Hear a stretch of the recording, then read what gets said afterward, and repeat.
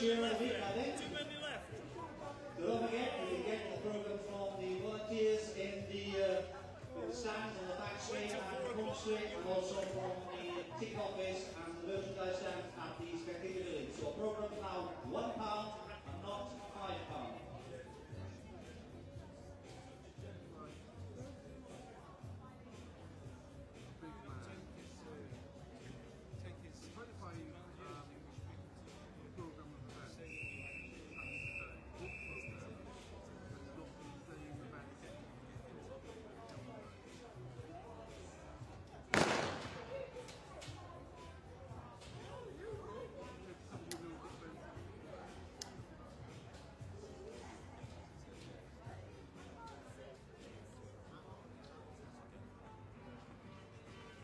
The 2014 IPC Athletics European Championships Organising Committee welcome you all to Swansea University International Sports Village for this morning's session of athletics on the 5th and final day of Swansea 2014.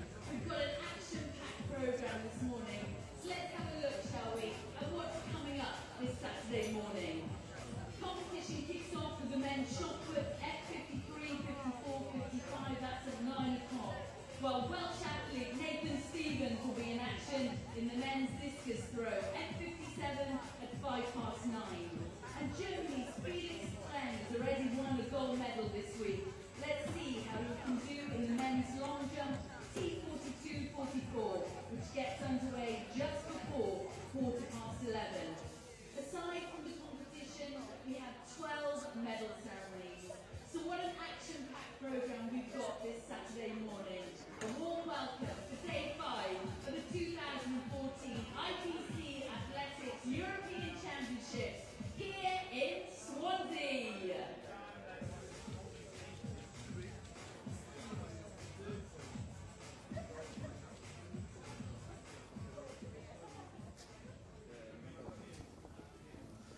And a very good morning from Swansea University.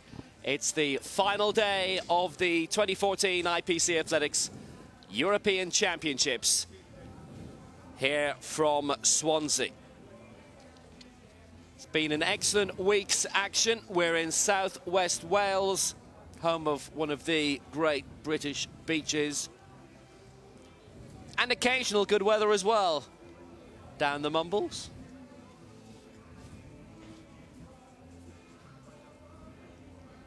Very proud of their writing heritage, Dylan Thomas, and this is where we're based at Swansea University. It's been an excellent week of action so far, and it all rounds off today. Swansea University it is, and today we've got some very pleasant conditions for the final morning of action. It's 12 Celsius, although it feels warmer. It'll get warmer as the day goes on. Very little chance of rain today, which blighted a couple of days this week, but we had wonderful weather yesterday, which meant a huge amount of records. Well, this is what we have today. The first track action is in 90 minutes' time. The T20 final of the women's 1,500 metres. Lots of field between now and then. Men's shot put, men's long jump, and 2 discus events also. And we'll see the return of Michael McKillop to the track as he goes for the double. He's in the 1,500 metres final, having won the 800, but also the men's long jump, women's shot put. There's a men's 400 metres T11 final as well, where we might see another chance of gold for Timothée Adolphe of France, who was denied in the 100 by being disqualified. His guide, you'll remember, went out ahead of the rest far too early, but it all turned out fine in the end as he won the 200. Now, the men's shot put is the first of many events that we have today, and that includes the much-medalled John Fernandez of Greece, the 43-year-old who's the European record holder, having set that in Beijing in 2008 at the Paralympic Games there. Robin Womack representing Britain as well, also much-medalled down through the years. And as is always the case, the shot putters have had a chance in the javelin and the discus this week.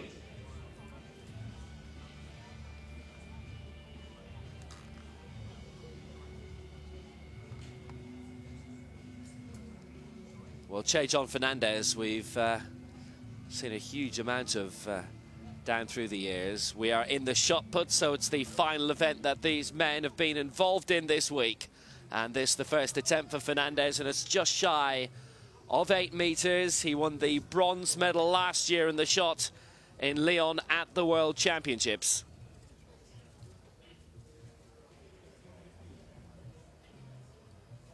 Finished in 3rd place there behind Igar Zapinis, who's already won a gold here this week. He's not in this category. This is a combined one, F53, 54 and 55, so it goes to points. Same principle as the decathlon, for example, where all of the throws get converted into points, and it's points that win the prizes. So we've seen the practice throws then of Che-John Fernandez. And this is his first attempt. He's the first thrower of 15. And as is the case, 6 throws in rotation. So we've seen a practice throw almost reach 8 in his first attempt. Properly the same, season's best 7:42 in this competition.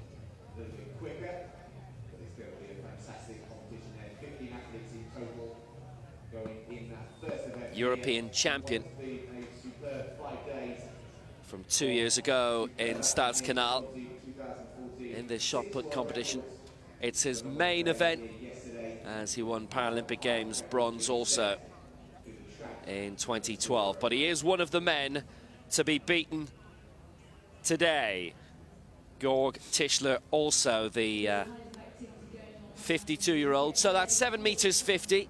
Che-John Fernandez it is. So for the first time this morning, Nigel Adley, great having him here all week, but his main day job kicks in again today as he commentates on Premier League football. So Fanny van der Merwe is here as a guest for the morning session, and it's for many reasons. It's brilliant to have you here.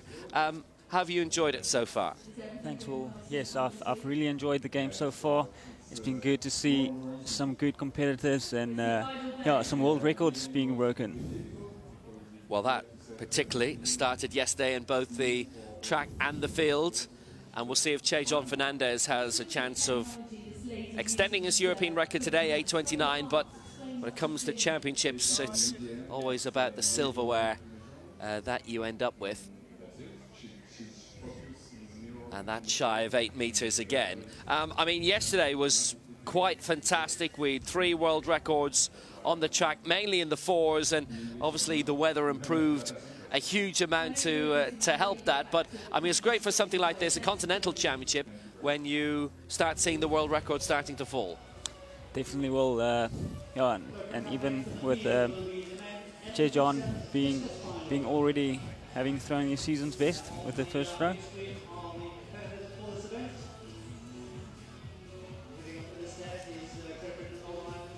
We have a huge amount of action this morning, as usual, to round off the competition, but it's a busy schedule as well, because we've got Birmingham tomorrow, the IPC Grand Prix, which you're not involved in, but it has been a very busy season for you already. Yeah, it's unfortunate that we don't have an event at Birmingham, but had the Commonwealth Games, which was really a great experience. Well, Fernandez has launched that one out again towards 8 meters. So he's staying consistent at the very least. Commonwealth Games, fabulous. Watched it on television mainly myself, but to have a full stadium of 50,000 every single night for every session, it must have been, you know, reminiscent of London pretty much. Yeah, they were really lively, and yeah, just seeing them, the crowd going wild every night, and experiencing that in the stand as well. You know, seeing the guys compete. And yeah, I think yeah, the crowd, I remember when I was running, had the Sweet Caroline song going on. Excellent stuff. Now we're going to cross over for the moment to the second event of the morning, which is the men's discus. It's the F57 final, and we're watching Nathan Stevens, who's had quite a successful week so far. There's 4 in this. Gold, silver and bronze up for grabs. Stevens with a season's best of 34-34. He's up against Yanis Rakitsky, Yaroslav Petrus and the Russian Alexei Ashapatov, who's already had a very successful week in the fields. Ashapatov having won gold in the shot put, ahead of Yanis Rakitsky, who is also in this. So 26.08, he's the first to go, so obviously gives him an opening. Ashapatov also won the gold medal in the javelin here, looking for the clean sweep, and Stevens aiming to deny him that.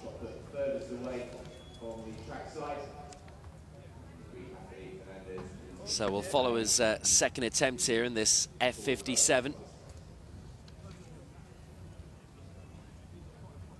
Red flag, he dropped it. It happens. Just as well there weren't any cameras there to witness it.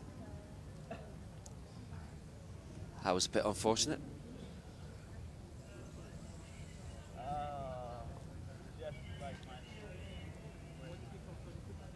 Well, at least he can see the funny side of it.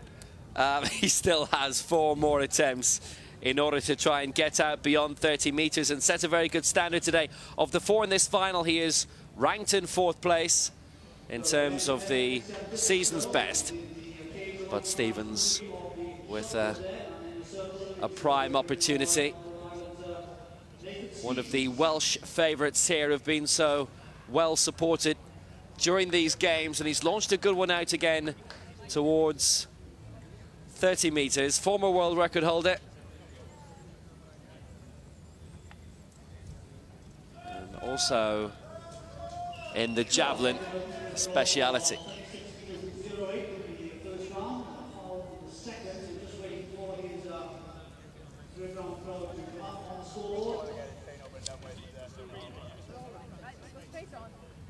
Well, it is mainly a morning of fields here. We have 3 track finals, which we've already had a look at visually. 2 1500 meters finals, the women's T20 and the men's T38. And we'll have a chat about those a little later in the men's 400 meters T11. Stevens, 24-26, disimprovement from his best. But in terms of those Commonwealth Games, from your point of view, Fanny, it was your main event of the year, the main championship to aim at, and it seemed to all go quite well in the end. Yeah, it was a long season. Yeah, with Commonwealth coming up, and we had 3 South Africans in the final in our race. So yeah, had a good time, and yeah, it was a bit windy on the day. So didn't run the times that I would have liked to, but really pleased with the gold medal. But championships, I guess, especially like this one, including this one in the Commonwealth Games, it's about medals in the end, and you get to beat everyone in the end, so you get to be Commonwealth champion. Yeah, it was the first Commonwealth for me. Yeah, just really awesome to be part of the Commonwealth, where it was only the T37 100-meter men race of all the 100-meter races that could have been chosen. Yeah, so really fortunate for us to be in the Commonwealth. Well, Nathan Stevens has produced his best throw so far, 28.99, which gives him a chance of a medal. Remember that 2 of the men in this have won medals so far at this European Championships.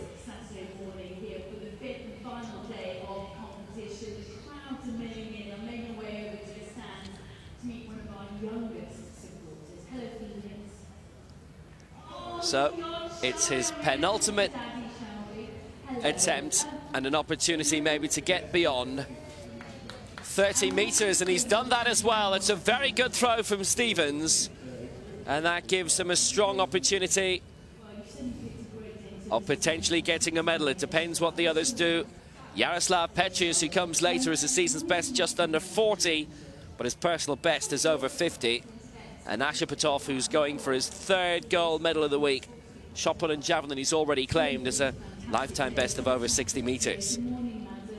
So Stevens is pretty much right now doing all he can to try and keep himself at the top of the pile for as long as possible. Always awkward in events like this when you're the first to throw, because as soon as you're done, that's it. Everybody else gets a chance to take you down. 30 meters 10, and that is his best of the day so far.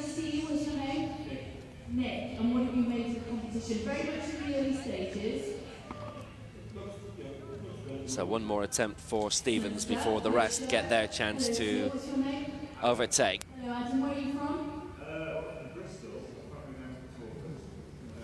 Well, it's been good, consistent throwing so far. And that is definitely his best. That's superb. Well over 30. And that really sets the standard for Stevens now.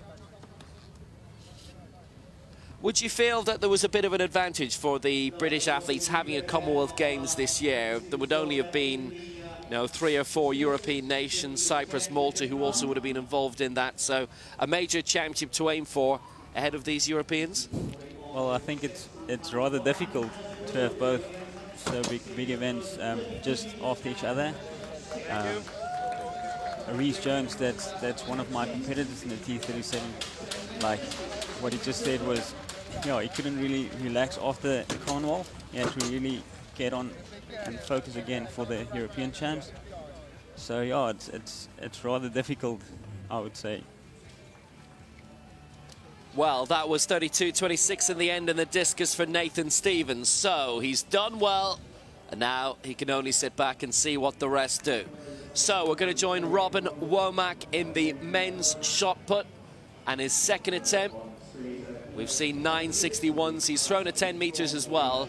That's his third attempt for now. 3 attempts in a row, and then you come back a little later with your final 3 in this category. Well, 991, and he's in the lead with 804 points, and that is 8 points ahead of Che John Fernandez.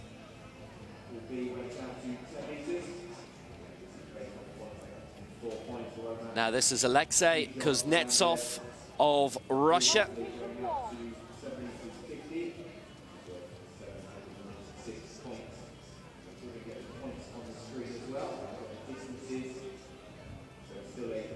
Kuznetsov, who's already won javelin gold here.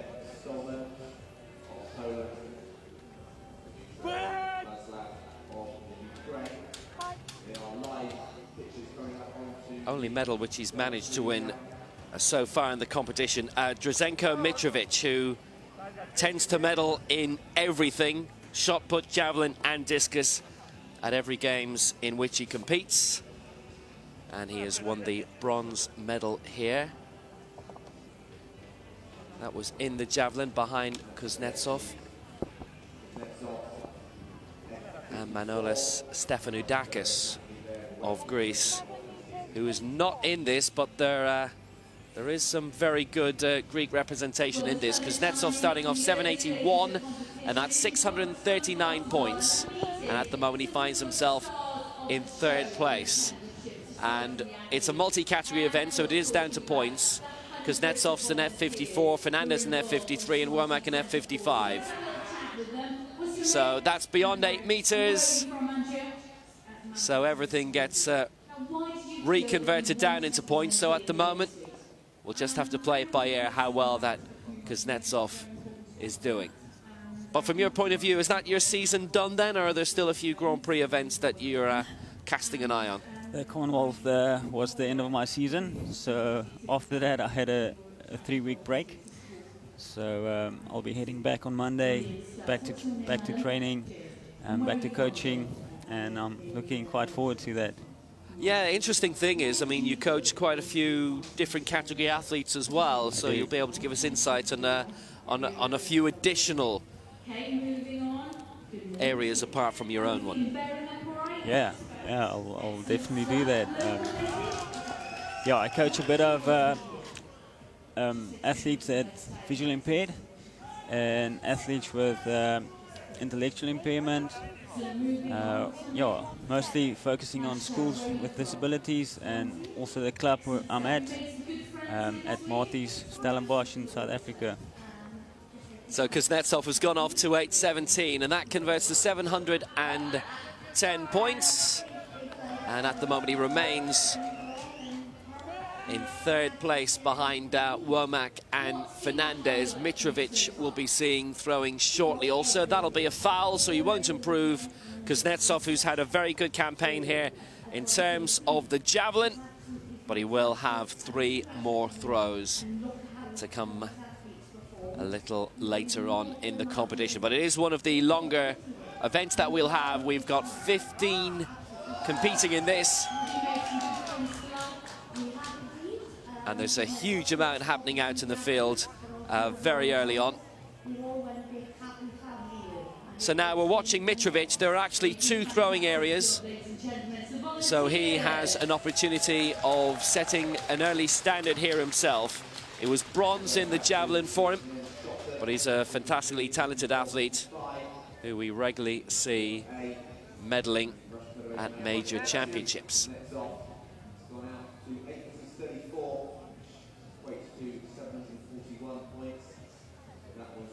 Because it's such a big field, they've split it into 2 mini groups of 7 and 8. Mitrovic with his practice throws as well, and he's an F54, which means obviously his throws will be pointed differently to that of Womack and John Fernandez. Well, he's already had a 9.42, and that gives him the lead, 908 points. A foul in round 2. And so this is third and final throw of this section.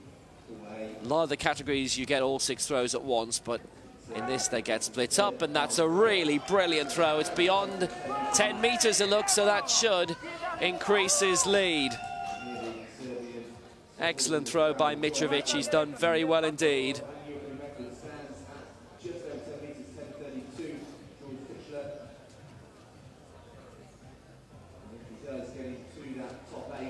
Mitrovic didn't medal in the shot put at the World Championships last year, but Georg Tischler of Austria did. That's 981, and it increases his lead, and he's on to 954. Now we're heading back to the discus and Janusz Rosicki of Poland.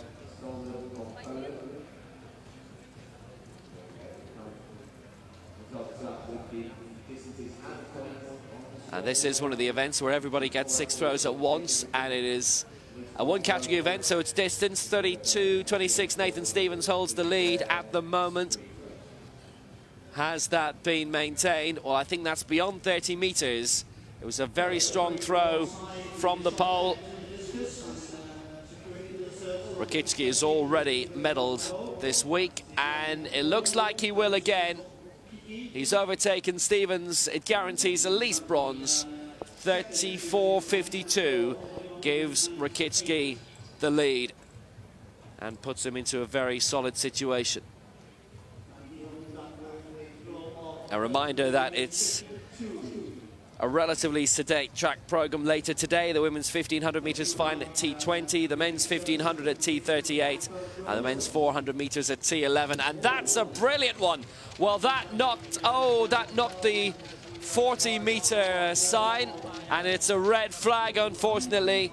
It was a brilliant throw. It went a long way out, heading towards his season's best of 41.98, but it bounced off the 40-meter marker and it went beyond the sector, and that's it, red flag. Bit unfortunate. We saw something like that in Zurich, actually, but it was in the javelin, which managed to get speared.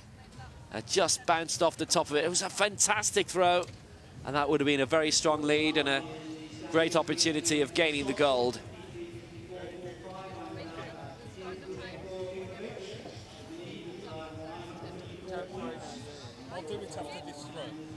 So a foul with his second round throw.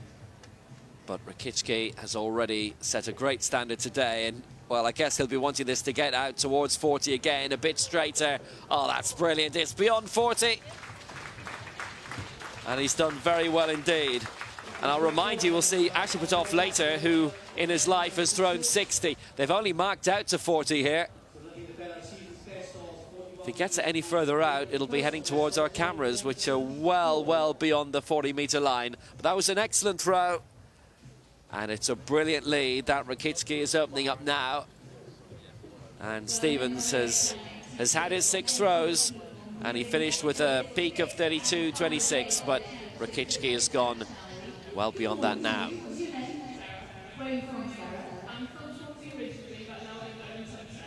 Still waiting for the final measurement, but it is beyond 40, which the previous one threatened to be until it bounced off the marker and went out.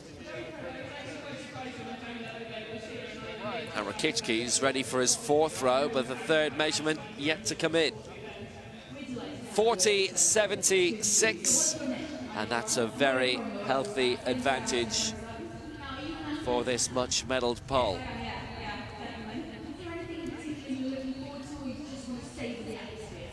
Well, it means he can take a quick break between the 3 throws as well. Well, it took a bit of time to measure. He's already had his break. So here's the 4th throw. Can he do the same again? He can, you know. Beyond 40 meters, he's having a good time with this. And that might just be a little bit further.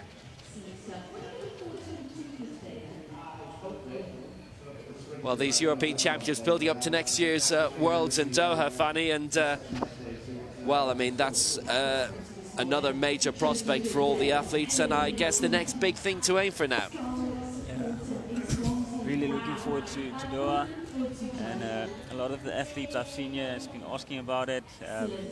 So yeah, it's head down and looking forward to a long training season.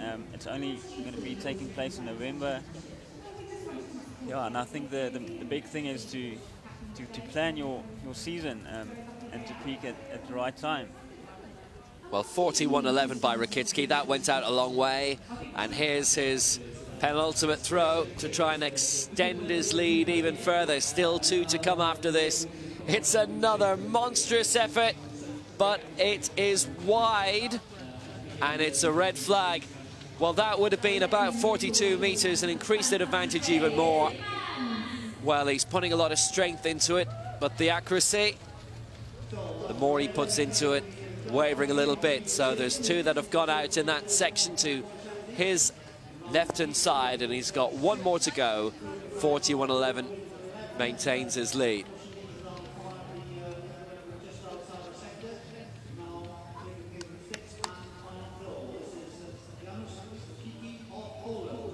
Rakicki absolutely doing brilliantly for the moment. And this his 6th and final attempt.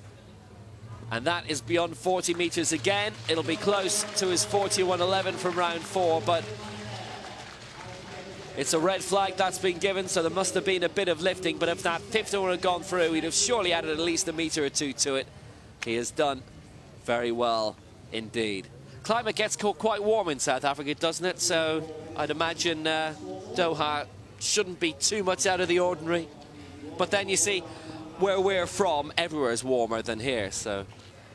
Yeah, I think a lot of the European and British athletes come during the summertime to come and train that side. So yeah, it's lovely to train there in the summertime. We like to come here when it's our winter, so it's a good swap. Works quite well. So here are things so far in the discus. Ashipatov and Petrus yet to throw. That's why no mark registered against the Rakicki leads, 41.11. Stevens at 32.26, but that longest throw by Rakicki, had it not gone out, was surely looking like 43. We will see if that affects him as the competition goes on. We're dipping back into the shot put. This is a warm-up throw for Jakob Dahl, who's the 3rd to go in his sector. Mitrovic is leading, 954 points ahead of Womack with 804. But, I mean, it will be, I guess, new territory for a lot of people to be competing in a major championship in the Middle East, which hasn't happened before. Yeah, it's something new, and yeah, it's always space for new things, new places. And I think for them, it's also new boundaries. and it will be during the winter in the Middle East, so it shouldn't be massively warm by their standards anyway. I've been competing in Dubai a few times, so I believe I will manage with the weather. Wouldn't be too bad. And at least everyone has to compete in the same weather, so no one gets an advantage, except maybe for those who are in the Middle East. And how much do you have to adapt when you've competed there, when you've trained there, compared to, we'll say, when you've been competing back home or competing in a European summer where it hits maybe mid-20s Celsius, around 80 Fahrenheit? Well, I think it takes a while when you get over to settle in, but once you've trained a few times in that sort of climate, you adapt to it quite quickly. Well, Jakob Dahl has had his practice today. 887 is the season's best. It converts to 830 points, and he goes into second place. He at the moment is about 120 points behind Mitrovic, and he's gone above Womack, who drops into third place, 25 points behind. But Womack does have the advantage of being able to come back and knocking out 3 more throws. Second attempt then for Jakob Dahl. And again, it's gone out to around 9 meters, and it might be an improvement on 887. A few extra points to be gained. He's an F54, as is Mitrovic, so we can immediately see without needing conversion that 981 is what he needs to beat to take the lead. So something around 10 meters in this mammoth 15-man event. 876 is the call you heard verbally, which is shorter than the 887, on which at the moment he is thrown in the opening round, so no advancement on 830 points. Dahl is the season's best of 877 going into this. He's beaten that with his first round throw, lifetime best of 927, so he'd be doing very well to catch up with Mitrovic here. But in terms of the Commonwealth Games that you've competed in, and you came away with the gold, Fanny, as it was a double event, you'd IPC events on, and you'd what we might normally call able-bodied events on the IAAF circuit going on at the same time. So everybody's under the same umbrella, everybody under the same roof. Did that give an additional insight in terms of competition as to how things are done on the other side of athletics? It was really nice to see, some of the able-bodied athletics, and it's something you don't get quite often to do. So it's really been good also to build some relationships with the able-bodied guys, especially in Team South Africa. Although we all South African athletes, we don't always get the time to connect with them, and so I really think for the sport and the inclusion of the sport and helped a lot with growing the sport. Well, Dahl has had his 3 attempts now. 887 he didn't advance on, so he's on 830 points. And here are the latest standings in that men's shot put. It's done in terms of points, so Mitrovic is leading Dahl by 124. Robin Womack is a further 26 points back, and Che Fernandez trails him by 8. And we've had 5 men who have completed their rounds so far. And tomorrow with Birmingham, the IPC Grand Prix, as well as the Diamond League alongside each other. It's another little bit of integration on the day between those two events. And obviously you're not competing, but there are quite a few athletes who we've seen this week, and non-Europeans who will be seen there in Birmingham at the Athletic Stadium tomorrow also. Yeah, I think for most of these athletes, it's probably also their end of season, Birmingham. So I think they'll go out and give it their all, give it their best, last shot of the year. Yeah, and looking forward to see some good competition. Well, we're crossing back to the men's discus, which is one of two field events on at the moment. We've seen Janis Rakicki launch one out to 41.11. Nathan Stevens to 32.26. So we're seeing Jaroslav Petrus of the Czech Republic. He is, on his day, a 51-meter thrower. Season's best of 39, which is well in advance of the 32 that Nathan Stevens has been able to launch out to. And already he's been able to knock one out to around 35 meters, which for a practice throw is good.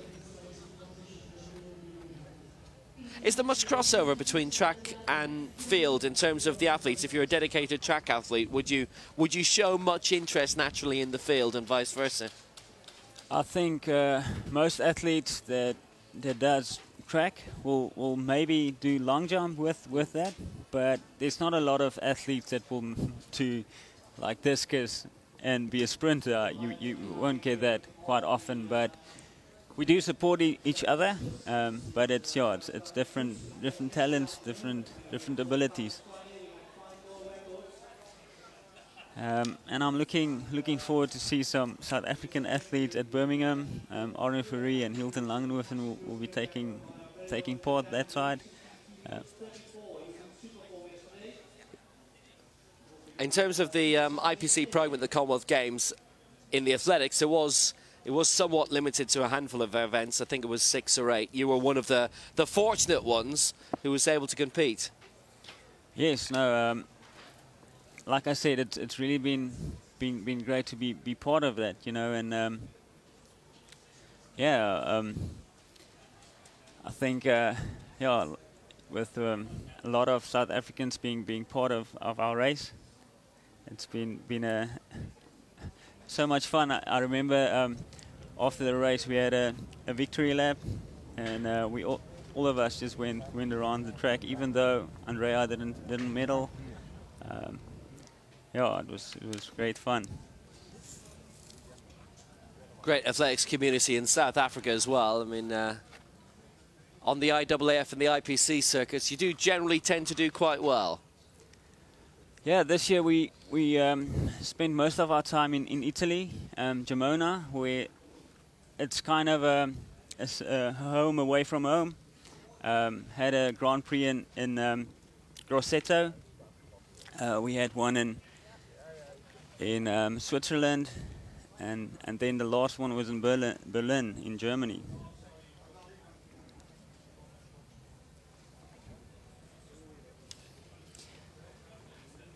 In terms of this discus, Petrus is still getting fully ready for his first throws of 6 in the competition.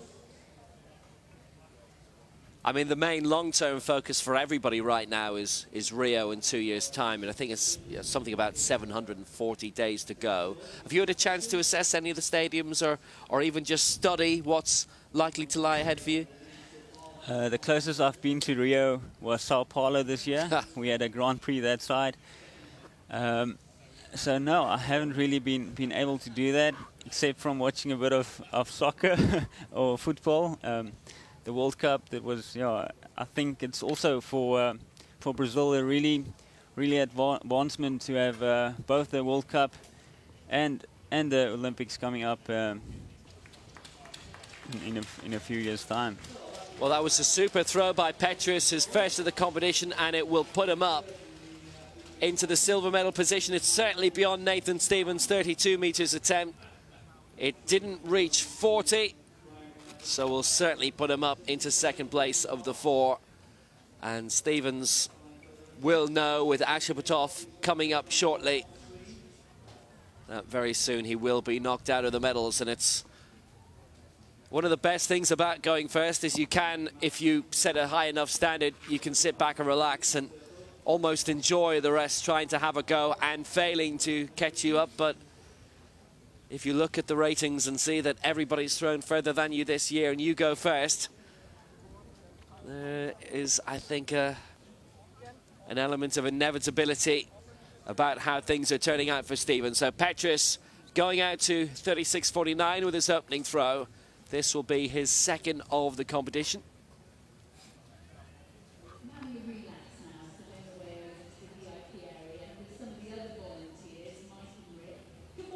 39.79 has been the limit of his ambitions so far this year, but it would be a great stage in which to go beyond 40 for the first time. But that won't be it, as that just about hit 30, and I think actually went wide anyway. Red flag it is, so no joy for him.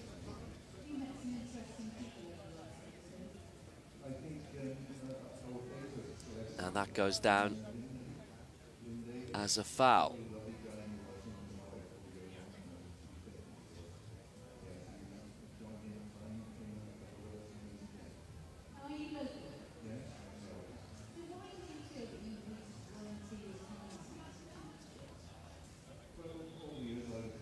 Well, the first throw had gone out and been measured at around 36, 37 meters, but it's now actually showing up in our system as that was a foul as well. The second throw certainly was, and his first one has come up as a foul too. So at the moment, Petrus doesn't seem to have had a registered throw. So he's going to have to crank something out quite serious here. 32-26 of Stevens to beat. It's not unprecedented for things to go badly wrong for throwers when they've had a couple of fouls very early on. Something conservative will certainly get him on the medals board, and that is it. It's just beyond 35 meters. It's shy of 40. But Petrus, a deep breath, and even something at about 70% standard will be enough to get him onto the medal standings here.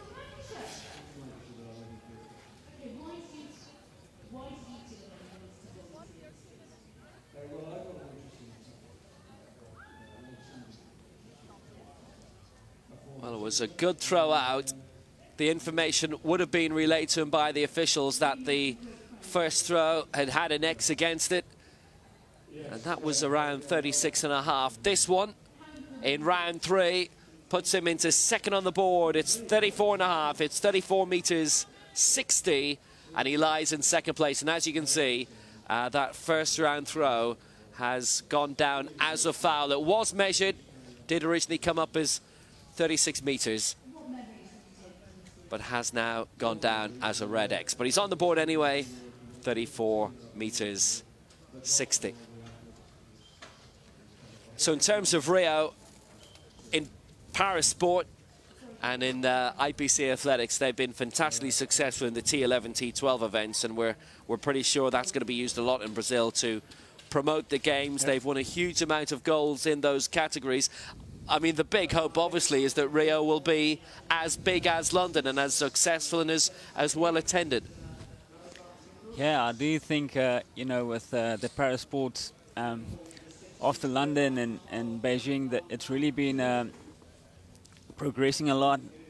I believe in big parts it's still a growing sport. So, yeah, my opinion is that it would just be bigger and better than London. Yeah, after the Beijing Games, I really had doubts of if London would really be as great as Beijing, but it was bigger and better, and I believe so for Rio as well. Well, Beijing was fabulous to see, and I mean, I was there myself. They put incredible resources into it. London did it differently, yes, but with the crowds, it ended up being just as big, which was very welcome. But I mean, it must be gratifying. I remember reading an interview with David Weir a couple of weeks ago heading into the Commonwealth Games, where he and so many athletes had such a bad experience in Atlanta because it was seen by the local organisers pretty much as being just a side event, a small attraction after the Olympic Games. I think a lot of people had got quite disillusioned with it, but Sydney then had done such a great effort with the Paralympic Games there that as well as a very successful Olympic Games, that it seemed to breathe a lot of life back into the four-year festival again. So, I mean, it must be gratifying that the last two Paralympic Games have been, you know, really huge events, full stadiums and great sport. Yeah, I can really just say that's the thing. I really believe it's growing, and you know, people are getting more aware of athletes competing and yeah, supporting it. As you can see, there's a few people in the stadium as well today, but I would have loved seeing a bit of a more spectator crowd this side. Yeah. It's been a nice crowd here this week. I mean, the fire grandstand has had a couple of hundred in it per session. The main grandstand here has actually been largely full, which is very gratifying to see.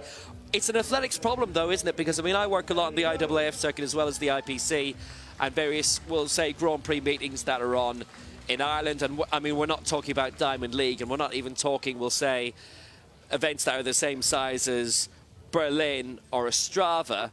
But a lot of the time, athletics fans just don't want to be on the back straight. They prefer to be in the closing straight because they see the 100 metres and they see the conclusion of all the races right in front of them.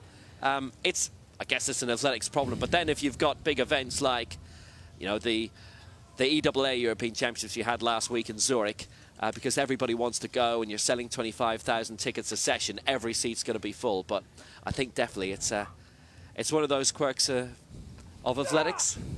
Yeah, I think for them sitting at that side, you know, they do have a better view of the discus going on that side, and you know, also for the discus throwers, they need that support as well. And yeah, but a full crowd is always nice to have. Well, in terms of the Paralympic Games nowadays, I mean, you are pretty much going to get a full stadium for the athletics events, for a lot of different events across different sports, while the 2 weeks or thereabouts of the Paralympic Games are on. Probably the next step is to have the crowds growing for the Grand Prix events and events like the World Championships and the European Championships as well, I guess. Yeah, I think they've done a really good job this year with Grand Prix events. The circuits being in different parts of the world. Although, yeah, as an athlete, you might not be able to go to all of them. It's really been a great thing for Parasports, bringing in the Grand Prix events, and especially having a few in Middle Europe. It helps a lot to be able to go to all of them and, yeah, get a good rhythm going. Because that's one thing that as an athlete we yeah, competing on a regular basis is quite hard. We don't get that often, but it's yeah, with the Grand Prix they've done a good job.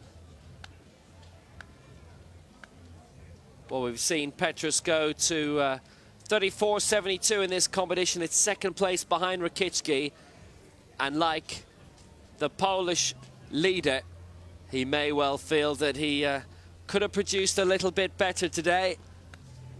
Alexei Ashabatov will be the last to throw in this men's discus. And in his career, he's been a 60-metre thrower. 42.55 is season's best. And if he can replicate that today, then that would be the gold medal. But watch this space. Men's discus will conclude very shortly indeed. But do you find in terms of the IPC Grand Prix events, I mean, the crowds are certainly growing and there's just more of an awareness of parasports and athletics and the IPC circuit in general these days? Yeah, it's good to see that you know, the crowds are getting bigger, and you know, to see more of the athletes competing on a regular basis. You know, and I think for building relationships with other athletes, other countries, it's helpful because you stay in the same hotels, you eat at the same restaurant, so it's definitely a relationship builder between countries as well. Now, Petrus has his final throw coming up. So 34.72. He's only actually had 2 registered marks out of 5 so far. 34.60, 34.72 in rounds 3 and 4. So can he finish off on a high, get it closer towards 40 meters? It's 41.11 is the ultimate target. He's got that a long way out. That's around 38 meters. That is certainly his best throw of the day. And had he managed to get out even a season's best, he wouldn't have been able to overtake Rakicki. But he got it out as far to 40 as he could. It was a really good effort.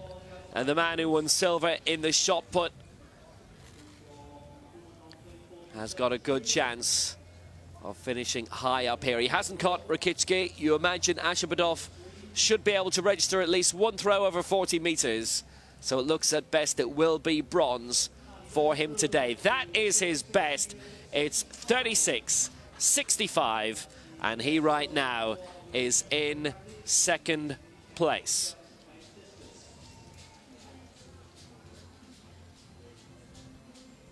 Now, the women's discus is coming up. This is at F38, and as usual, there is a little bit of British interest in this, as Beverly Jones represents the home nation. Eva Berner has already medalled twice so far this week, and an excellent athlete. Berner won the women's shot put ahead of Francisco Lipat. This is Victoria Yasevich of Ukraine. It was a personal best of around 30 meters, which could make her very competitive indeed. We've seen Beverly Jones take the lead for Britain with a 26.84. Eva Berner in this field. Also the bronze medalist from that women's shot put, Irina Vertinskaya of Russia. Berner, who took the bronze in the women's javelin. Vertinskaya the silver. And the gold going to Svetlana Sergeyeva, who is not in this. One of the vagaries of IPC athletics, in that those who do well in one throwing category pretty much get to do others. So shot put, discus, javelin, 3 chances of medals, where in the IAAF circuit you do specialize. Discus throwers don't tend to do the javelin and shot put, and vice versa.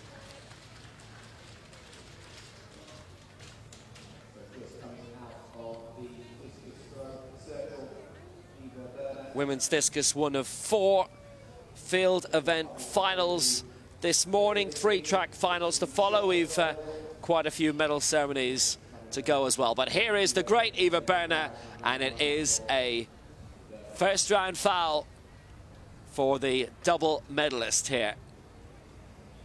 Many medals at last year's World Championships in Lyon and at the Paralympic Games in London.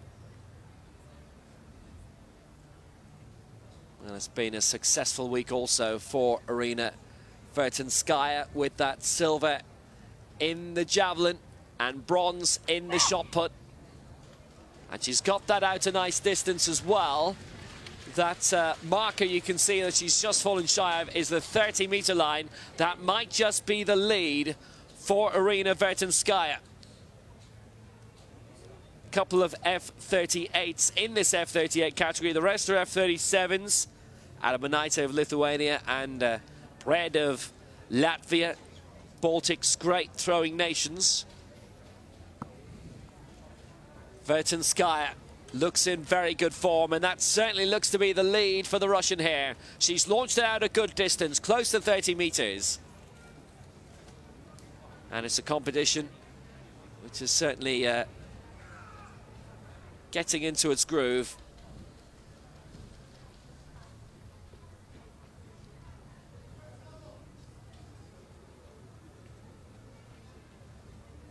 Vertinskaya in the lead. It went out to 27.27. So this is the Lithuanian Ramin Adamatiene. 21.94 lifetime best set this year, but you know what? That's very close to it. It's beyond 20 meters and shy of 30. At 21.35 at the moment is third place and bronze for Tiger Kantane of Latvia. And they are nations, the Baltics, that are so geared towards the field events and the throwing events in particular. I was covering the European Team Championships in Tallinn in June, And there were a couple of track races which ended up not being shown because they were so interested in the field. Personal best, lifetime best for Anna Metienne, and that is 23 meters dead. And that is a personal best. But you have a field eventer, a jumper, of course, a good friend of yours who right now is concentrating on the sprints due to injury. Yeah, Diane Bass. It's been good to see his name on the list as the world record holder for the T38 long jump. Yeah, a lot of people has been asking him why he's not jumping, but yeah, as I said, he will be jumping in near future. Hopefully next season we'll see him on the jump board again. Well, Vertensky in the lead here with her 27.27, and this is Ingrid Priede of Latvia. And that is around 25 meters, and it might just knock her fellow Baltic athlete, Anna Metienne, for the moment, out of the bronze medal position.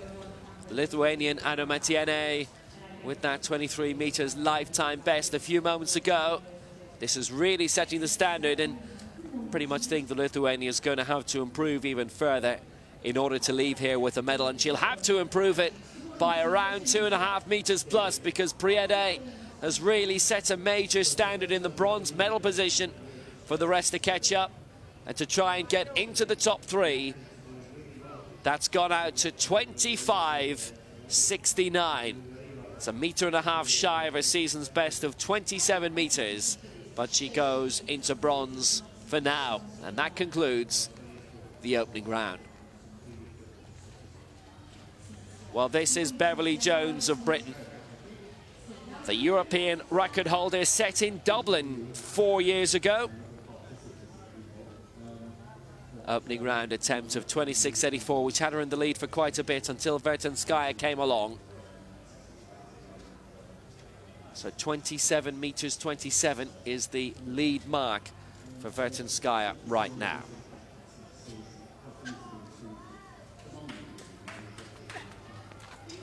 We've had Jay Jones and Rhys Jones medals so far this week. Can Beverly keep it up for the clan? Well, that's a good way of going about it. Is that an improvement on 26.84? Is very close to it.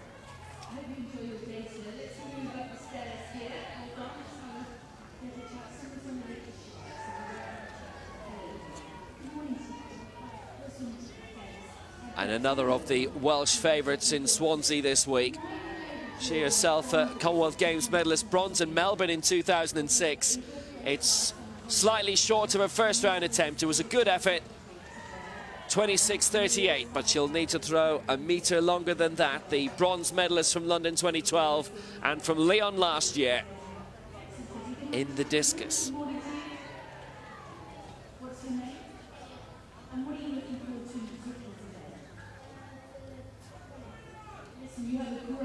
Tiger Quintana is next to throw for Latvia. Lifetime best of 25.09, which she'd need to improve on by 60 centimetres in order to get into the medals.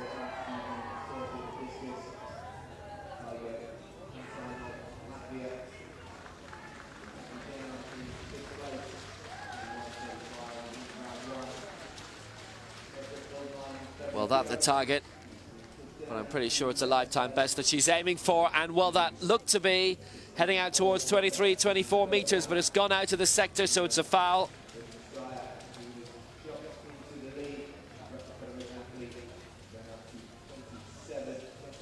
A lifetime best for her would be pretty impressive today, but it would not, as it stands, get her into the medal. So that's a foul. A no throw against Quintana, and she stays in 5th place in this women's discus throw final for the F38s.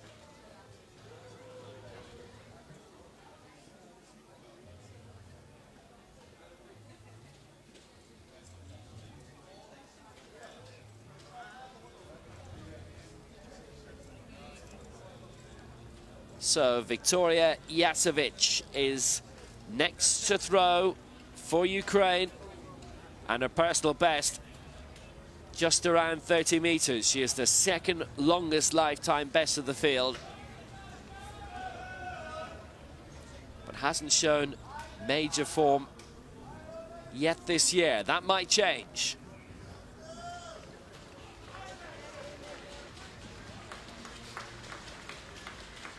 Foul in the opening round and a foul in this, and she's yet to get on the board. 7 in this final, so they will all get 6 throws. If it were more than 8, 3 no throws would mean elimination.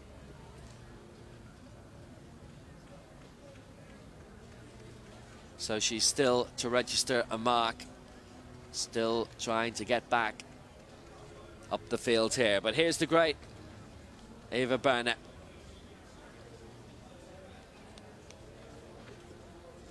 Well, she's had success already here this week in the throwing competitions and aiming for a 3rd medal, which she would hope would be a 2nd gold.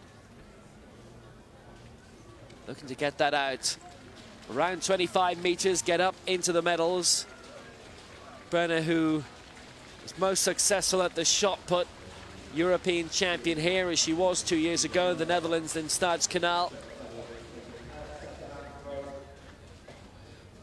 Got silver in the World Championships in Lyon last year, and twice she's been a Paralympic Games bronze medalist in the shot. Discus.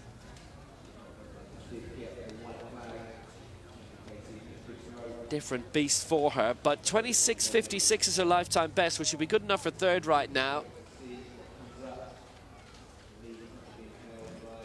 A no throw in the opening round, and 24.41 here puts her up into 4th place. So here is our leader, Irina Vertinskaya of Russia, 27.27 in the opening round to put her into a very strong position at the top of the table.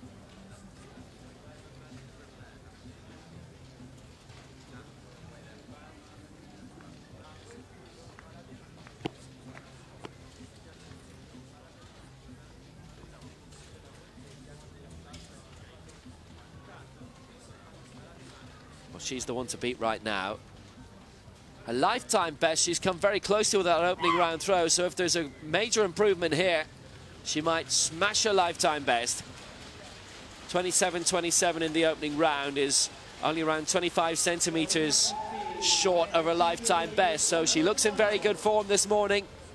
In the gold medal position right now, Beverly Jones is around 40 centimeters behind in silver. That's just over 25 meters. So Vertinskaya hasn't improved her advantage over Jones.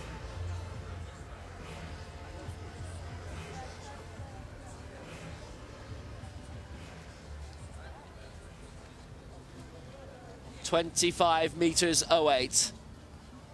Vertinskaya in a solid position at the top of the pile. Now for Lithuania, Ramun Anometiene.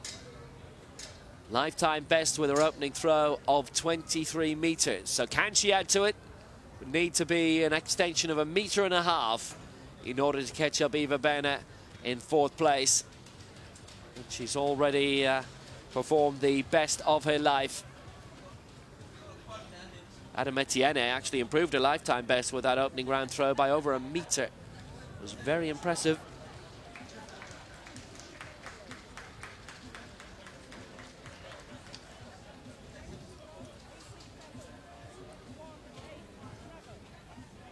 Went beyond 20 meters. And an exceptional opening round throw by her standards of 23 meters dead. This is 21.87, and she stays in 5th place.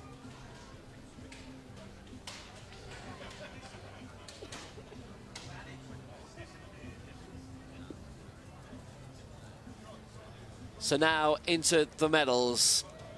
And Ingrid Brede, 25.69, currently has her in 3rd position. There will be pressure, certainly from Eva Burnett behind. Opportunity of trying to bridge the gap of 1.30 meter that Preda currently holds over the Czech. 25.69 in the opening round. Can she add much more to this? Oh, she certainly has. She absolutely has. And it's a white flag. That maybe, surely is an improvement on bronze that she's currently in. It was an exceptional throw by the Latvian.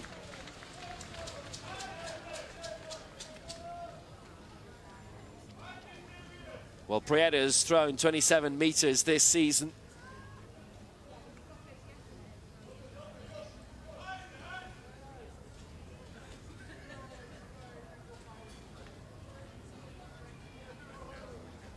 Preda into the lead, 27.63.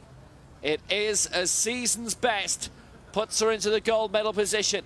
Vertinskaya dropping to silver, and Beverly Jones here is now in bronze. So what can Jones produce with a third round throw?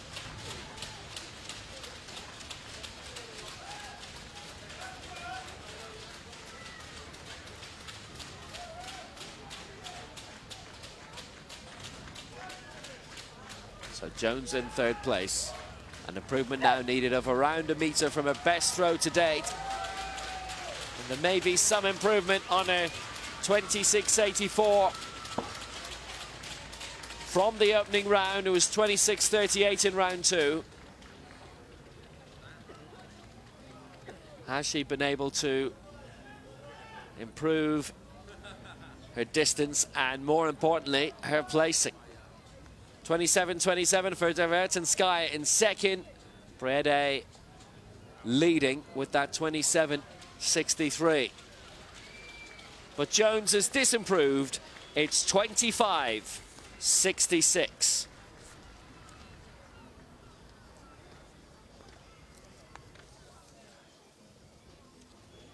So we have medal ceremonies as well. 3 of them to do now. Men's shot put F46, men's high jump T44. But we're starting off with the men's discus for F44.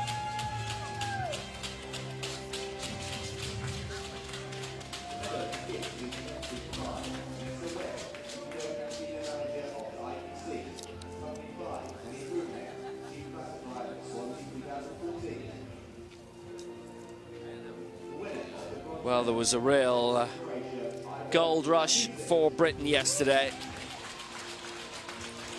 And we saw that in this with Dan Greaves finishing top, but it was bronze for Croatia and Ivan Katanasic.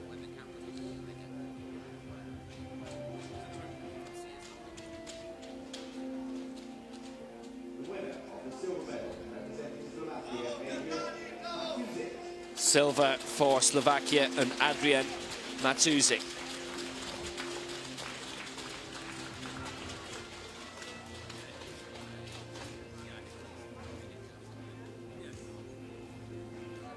But in the end, there was no contending with the gold medalist for Britain. Another major success. And European champion, Dan Greaves.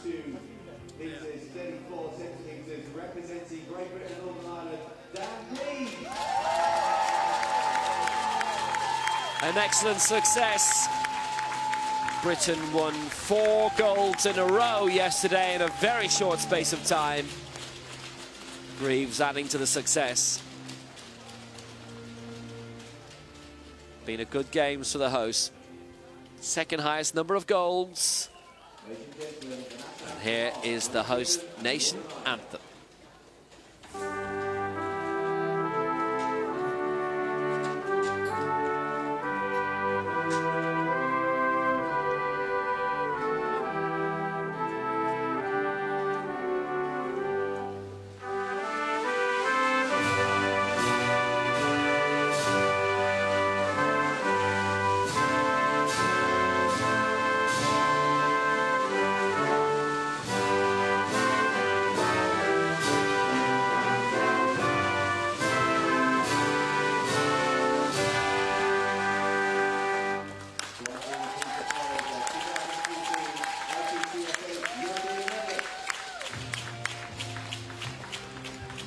Well, fantastically successful games it's been for Britain.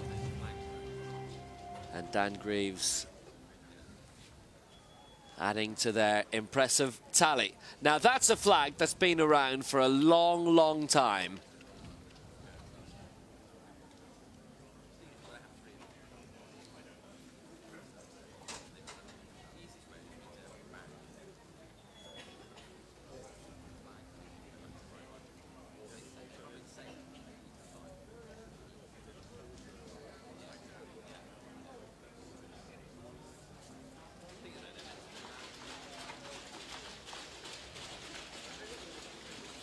So let's go back to the field and to the discus. So the men's discus, and this is the 5th round throw of Alexei Ashapatov. Can he claim the gold medal? It's gone out a long way, beyond 40 meters. Lying second before this. His best was 41.08, 3 centimeters behind Janusz Rosicki of Poland. But that will be the gold. No one can respond now. Ashapatov takes it, 42.11.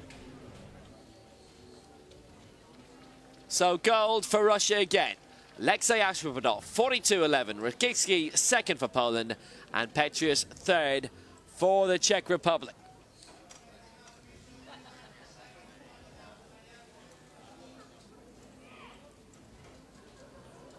So the next medal ceremony gave us one of the great competitions of the week.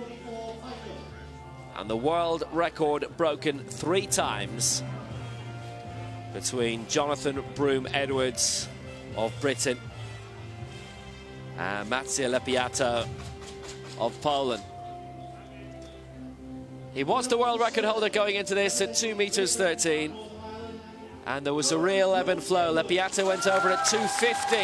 Meant that Jonathan Broome-Edwards had to do the same to keep the competition alive, and he did.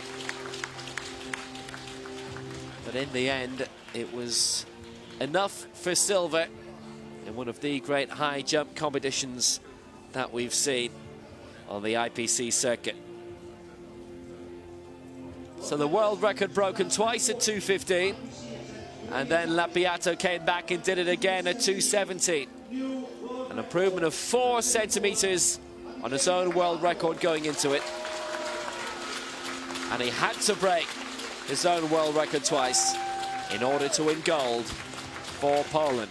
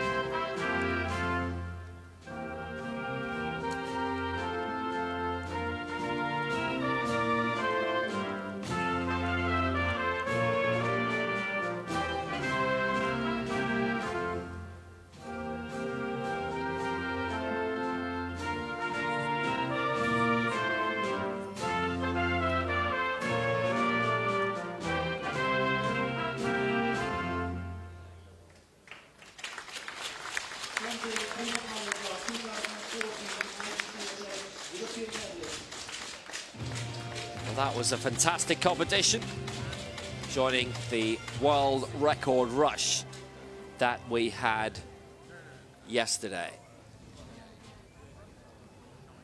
Now we're going back to the shot put, this being decided by points. Karol Kozun of Poland, it's his opening throw. Mitrovic leading with a 981, 954 points. Kozun is a different category, so even though that's gone well beyond 10 meters, might not be enough for him to take the lead.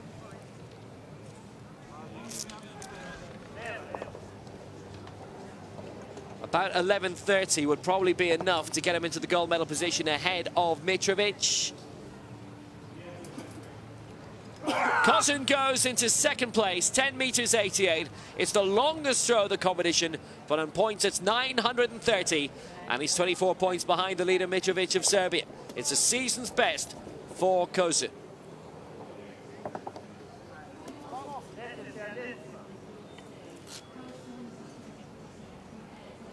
meters 88. Lech Stoltman is currently in third place for Poland.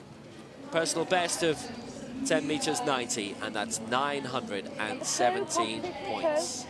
Georg Tischler, regular medalist of major championships, is fifth right now. 3 throws in a row the athletes get in this, as opposed to 6 in a row in other events. So Kozun with his second try. 1088 he got previously, and that's around the same mark again.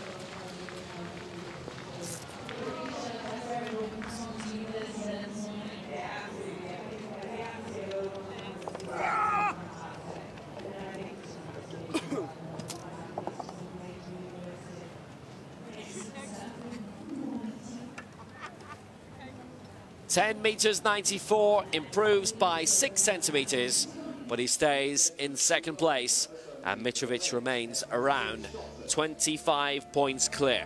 Final medal ceremony for now, but don't worry, there'll be more later. Men's shot put F46. And Ukraine took the honours in this.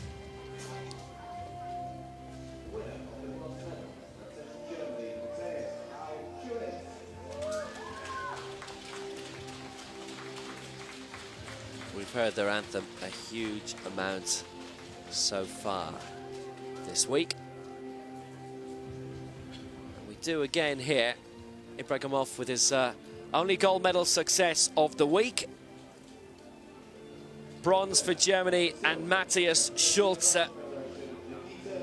Nikita Prokhorov, a regular medalist across many disciplines. Gold in the javelin, but silver in this shot put event, because gold goes to Ukraine and Dmitro Ibrahimov. It's been an excellent week for Ukraine as they find themselves permanently, pretty much, in the top 5 of medal winners during the week's competition. And we've had a lot of this week.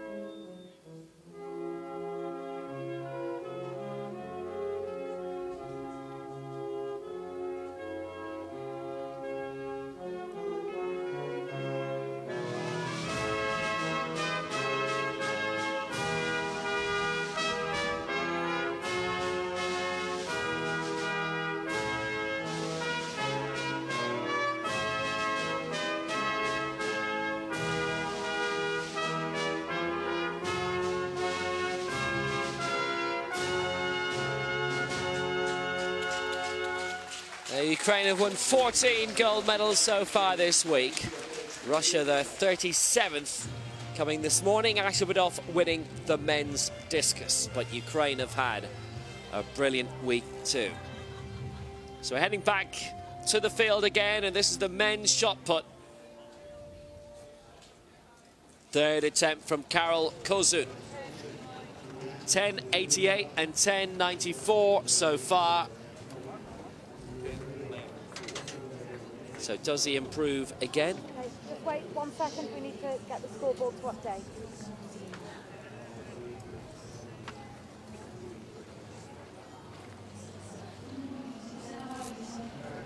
Okay. His target will be around 11 meters 30 in order to try and take the lead overall. Mitrovic, who's in a different category, F54 to Cousins, F55. Third attempt and final one of this round for him, and it's gone beyond 10 meters again. And that's probably the best throw of the morning so far. He's just ahead of his compatriot Lex Stoltman of Poland, who's thrown a 10.90. Kazun is at 10.94. And this might just be his best effort yet. Maybe a meter or so further on. And that's 11.03. Mitrovic still leads. Kazun even more firmly now into second place. But one of the great field events this week has been the long jump. And this is the men's T38, where we have an aforementioned South African world record holder. This is Kamaras of Greece. There's 4 in this competition, and 2 of them are Greek. Marinos is the other.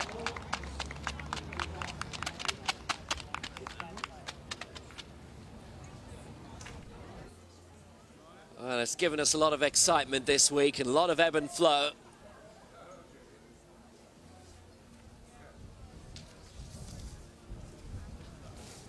So the opening attempt of Konstantinos Kamaras goes out to 5.42, and it's the early lead. And here goes Moussa Tambadou of France. He's seen the standard that has been set, and that is beyond 5 meters as well. European record, Andrei Onifrienko, 6.09. World record, 6.48. Well, it's medals that they'll be most interested in this week. Tambadou, 5.17, and that's second place for him. So here's Mikita Senik of Ukraine, regular medalist, European and global level for Ukraine, and that's a really good effort by him. And as you've been saying, finding a real good opportunity that Dean Boyce will see him back jumping very soon. Yes, hopefully he'll be back next season. Yeah, but he's been focusing on his sprint. A lot of jumpers do double up in the sprints as well because of the speed. 5.31, and that puts him into the silver medal position for now. So this is Aristelis Marinos of Greece. His first attempt of the day to round off this opening round.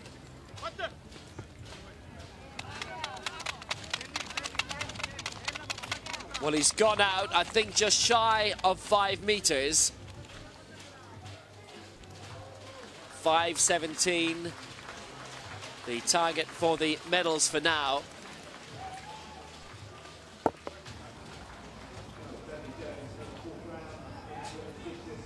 .466, and look at the headwind.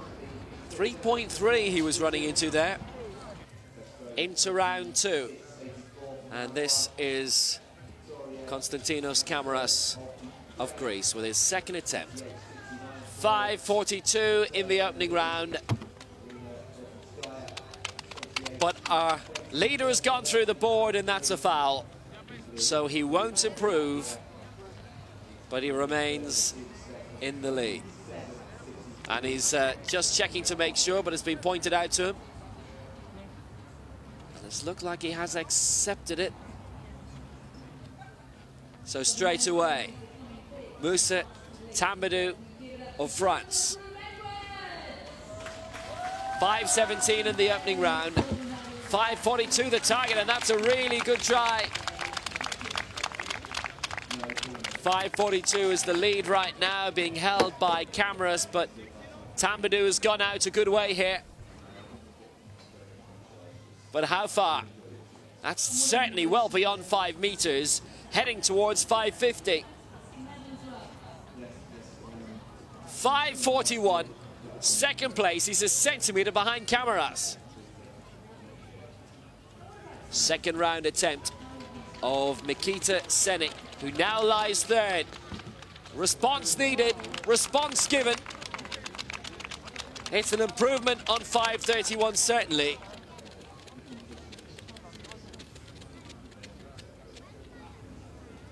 Well, a very good attempt by Senik. And how far has he gone out here?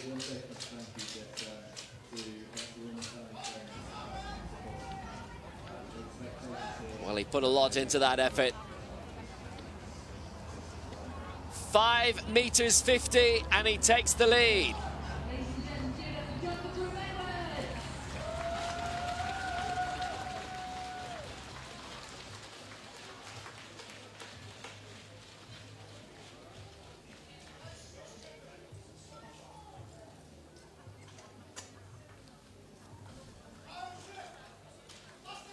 Decent crowd on the back straight, as we have seen this week for this final morning session of Swansea 2014.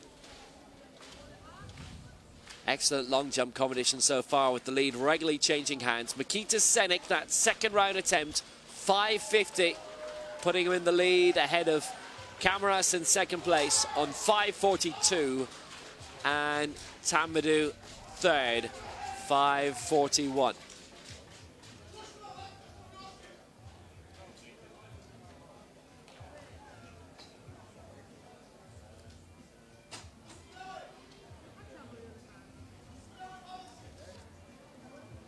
So you've been enjoying the week's action then so far, Fanny? Yeah, it's really been good to, just serving some athletes as well, and watching some good sports. Yeah, it's really been a good week. I know lots of sports people are bad spectators because they'd rather be out there, but this being a European Championship, so you can't compete, but you've certainly been enjoying watching instead of doing. Yeah, I think I came with the mindset that, I'm not here to compete, I'm here to really be part in serving the athletes. So, yeah, I didn't go there, thinking about competition the whole time. But it's been good also helping out in field of play. And that also gave an opportunity to see the athletes as they come onto the track and just see their expressions and maybe some excitement and also anxiety. Yeah, and I'll always think back of how do I look when I walk onto the track. Good stuff. Back to the long jump. Senik, 5:50 in the second round. This is his third attempt. In the lead now. And that's another solid try from the Ukrainian.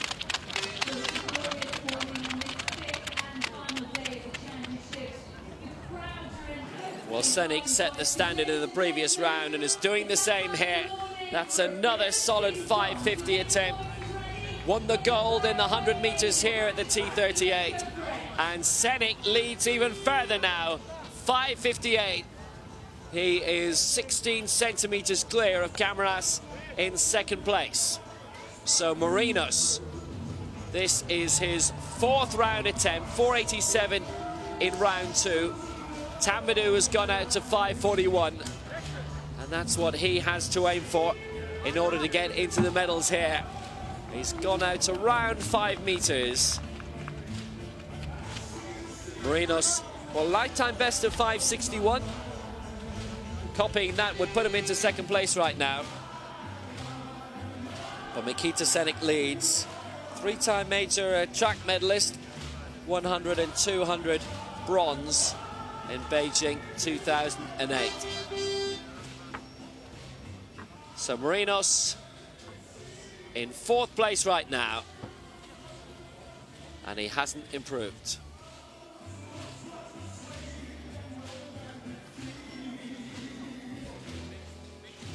Real buzz of activity here, and the Dutch are enjoying their time in the main grandstand here in Swansea.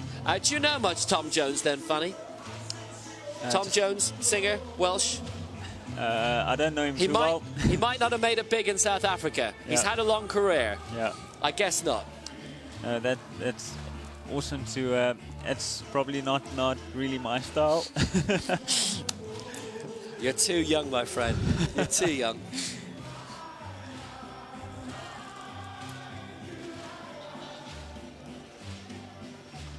but it's good to see the crowd enjoying themselves with the music going along. Well, the women's discus is progressing.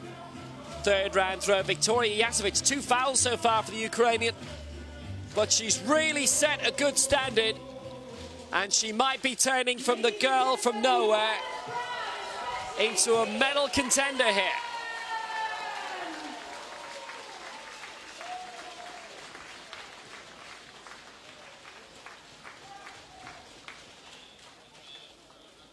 Fabulous effort by Yasevic.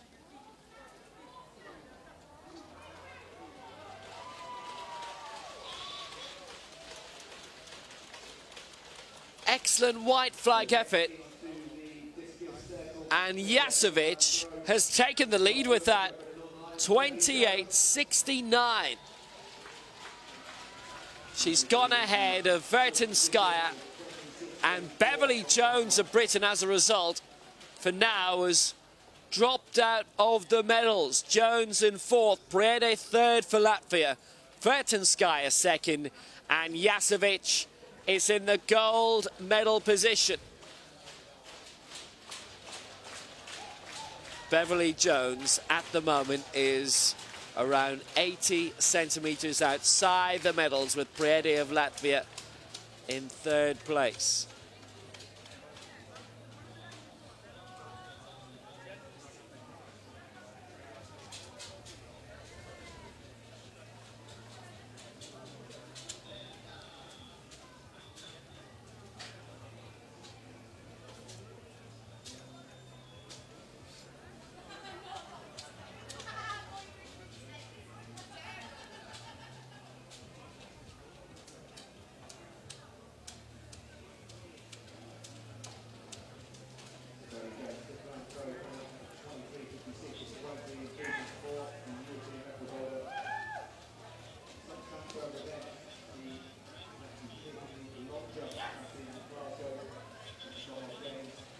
You can engage with us if you like. Hashtag Swansea 2014.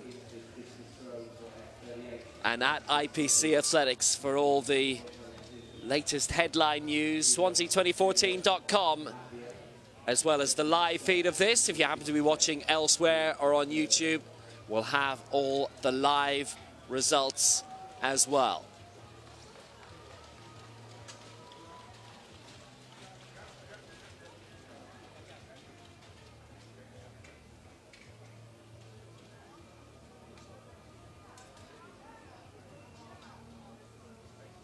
There's where to go on Twitter at IPC Athletics and Swansea 2014 if you want to give your reaction on Twitter. And if you have any questions for my colleague today, Fanny van der Merwe, do pass them on using that hashtag, and we'll look out for them and we'll ask the best ones. And we'll get rid of the worst ones. It's actually been good weather here. You've brought some great South African weather here the last couple of days with you. It was horrible earlier in the week. Yeah, I had both the comments that I brought good weather and bad weather, so I don't really know which one to stand with. But I'll go for the good weather and the sunny days.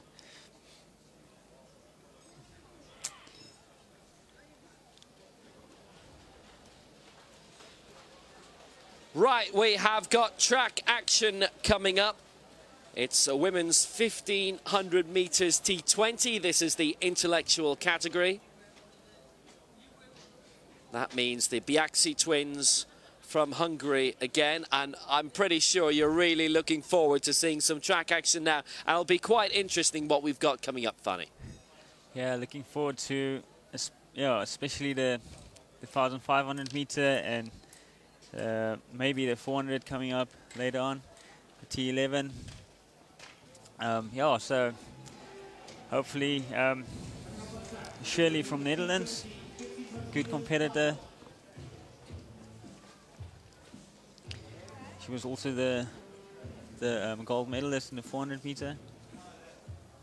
Well, we have the women's 1500 metres T20 coming up first of all. Shirley Kerkhoff of the Netherlands. We've already seen this week in golden form. A 5:15, a lifetime best set earlier this year. Benedett Biasi, one of the Hungarian twins who we regularly see in international competition in this T20. Maria Koltkova, she's in the pink Russian singlet today. Now Ilona Biasi won bronze in the 400 meters earlier this week. And she's also won bronze in the 1500 meters in the last two major championships, London 2012 and Lyon last year in the Worlds. And Katia Almeida of Portugal is in this as well, starting off in on the inside. Poland have largely dominated this event since the T20s returned a couple of years ago. Barbara Niewiedzal is the world record holder from a long time ago, 2004, when it was outside of the IPC. So we're underway, 5 in this. Katia Almeida of Portugal, Ilona Biasi of Hungary, her twin sister Benedett, Maria Koltkova of Russia, and representing the Netherlands in this is Shirley Kerkhoff. It's been a very successful week for the Dutch. Marianne Verdonk having done so well in the 400 meters. Hungary with silver and bronze in that 400, Erika Kerestesi and Ilona Biasi, who will be looking to get among the medals here again. But in terms of the T20s, well, they're back in the fold. And this one of two 1500 meters races, the T38, I'm sure, will definitely finally interest you as well later on this morning. Yep.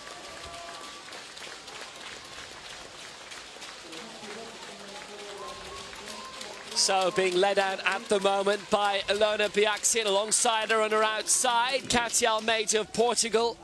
Benedett just on the inside behind her twin sister, and Maria Koltkova of Russia in 4th place, with the Dutch Shirley Kerkhoff lying in 5th place at the moment, all very tightly bunched together. World record, as I say, in this is a 4:24. There will obviously always be a chance of a little bit of Hungarian teamwork between these two, between the twin sisters, Ilona and Benedett, as they're trying to move things on right now. Over on the far side, the Portuguese also holding up Katia Almeida. The Russian Maria Koltkova trying to keep up at the moment in 4th place, with Kerkhoff in 5th. But at the moment, the Hungarian pair doing very well. And I mean, you've obviously found yourself in quite a few races, although quite a bit shorter, with a lot of South African interest in it. So you obviously get teamwork in the sprints as well? You know, with sprints just being a short sprint, you don't, I won't really say you get teamwork, but it is good to have yeah, training partners and team partners in your race. And I think, yeah, and definitely, especially training with good athletes helps a lot. Keeps you sharp. Well, the Hungarians are doing very well here at the moment. The Biasi twins, born Christmas 1985. Brilliant, they get 2 sets of presents each year. They're up there, Ilona wearing 371, Benedett 370. Ilona's the one who's won medals regularly in the past, but surely Benedett is going to come out of this with a major championship medal. And it might be a family battle between these two. The Portuguese Katia Almeida being left behind right now. And the rest are about 50 meters behind bronze at the moment. That being Maria Koltkova of Russia and Shirley Kerkhoff of the Netherlands. It's good stride by stride running by the two twin sisters as they come down the final straight for the penultimate time. It's Ilona Biasi on the outside, Benedett on the inside. I'm pretty sure I've never called a race where we've had twins going for gold before, but they take the bell. 3rd place, it's Katia Almeida of Portugal. Then comes the Russian in pink, Maria Koltkova, and Kerkhoff in 5th place, but it's very firmly between these two for the gold medal. Ilona Biasi and Benedett Biasi. And right now, Bernadette is out in front. Ilona hasn't won a major championship gold before. Bernadette hasn't won a major championship medal before. This is going to be one of the most fascinating races you could ever expect to see. They're definitely keeping it in the family. On the outside, Ilona, who's won 3 major championship bronzes, won the bronze in the 400 here and bronze in the 1500. Lyon in the World Championships 12 months ago and at London 2012, but slightly out in front, her twin sister Bernadette.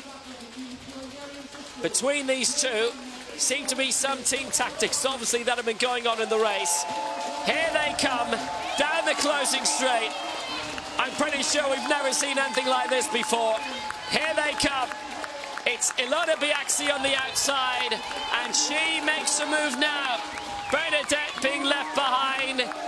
Ilona Biaxi is the European champion, and Bernadette, her twin sister, takes the silver, and a real battle in the end for bronze is taken by Katia Almeida.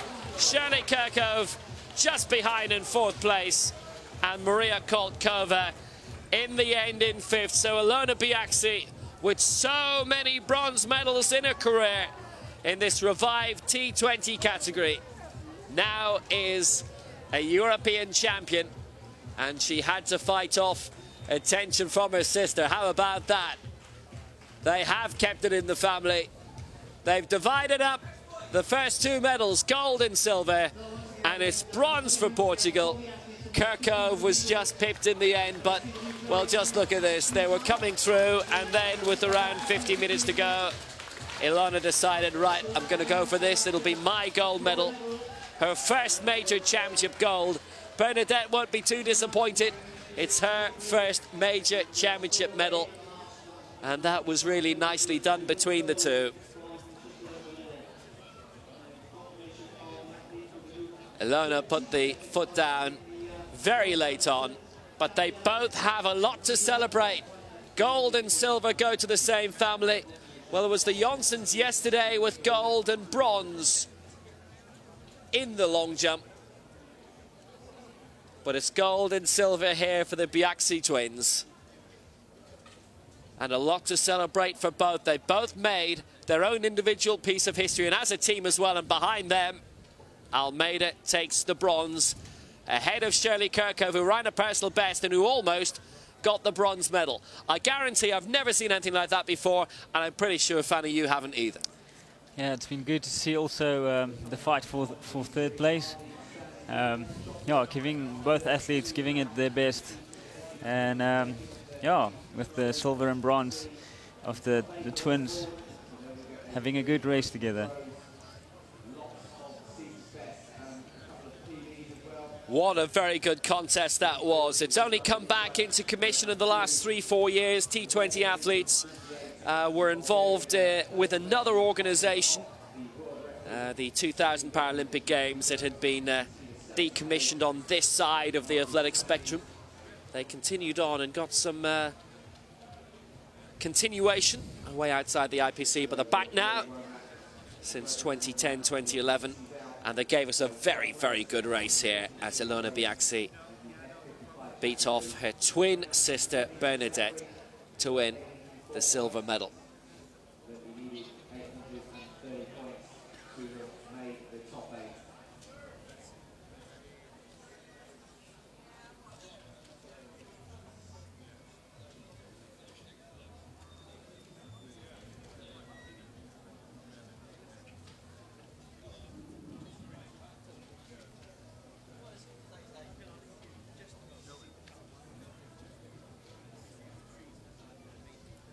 Right, we're returning to the field and the women's discus, the F38 final. Can Beverly Jones of Wales get herself back up into the medals? 26.84 her best throw. Needs to improve by 80 centimetres to overtake Prede of Latvia and get up into bronze.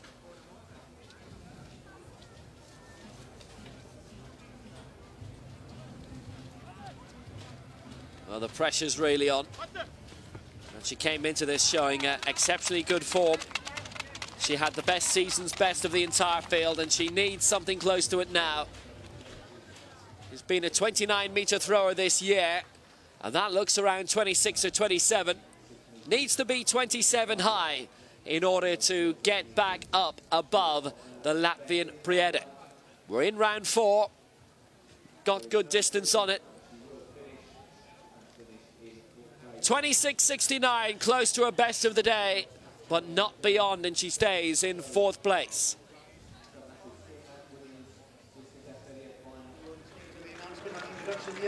So, Tiger Kantane of Latvia in the final round. 23.14, her best so far, and that is season's best, but needs to improve really by another meter in order to climb off 7th place.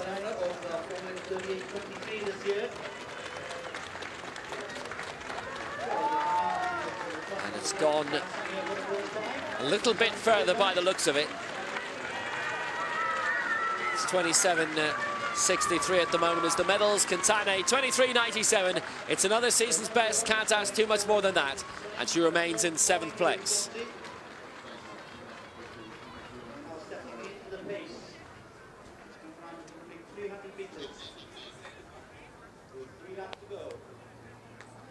Ramun Anamatiene of Lithuania.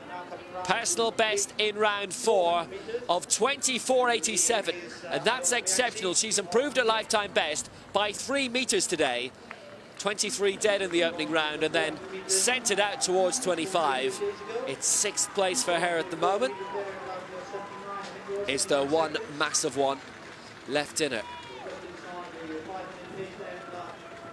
Well, that drops around 20 meters and she'll break the line, so that's a foul. And Anamatiene finishes in 6th place. Well, she's put so much effort in today.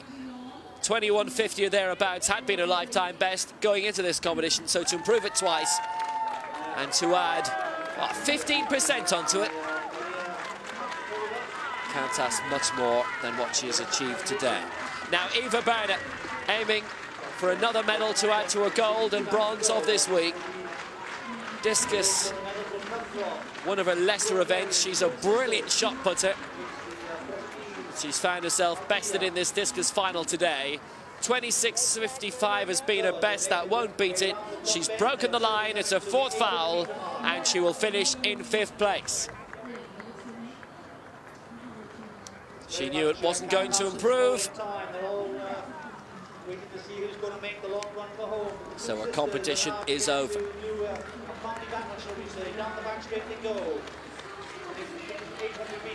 Definitely a pattern now that everybody has their name in English at the back, which will always be the case with Great Britain. Beverly Jones, 26.84 in the opening round, and she has not improved. Needs to add a meter onto that in order to dislodge Priede of Latvia in 3rd place. Can she do it and walk away from Swansea with another home games medal?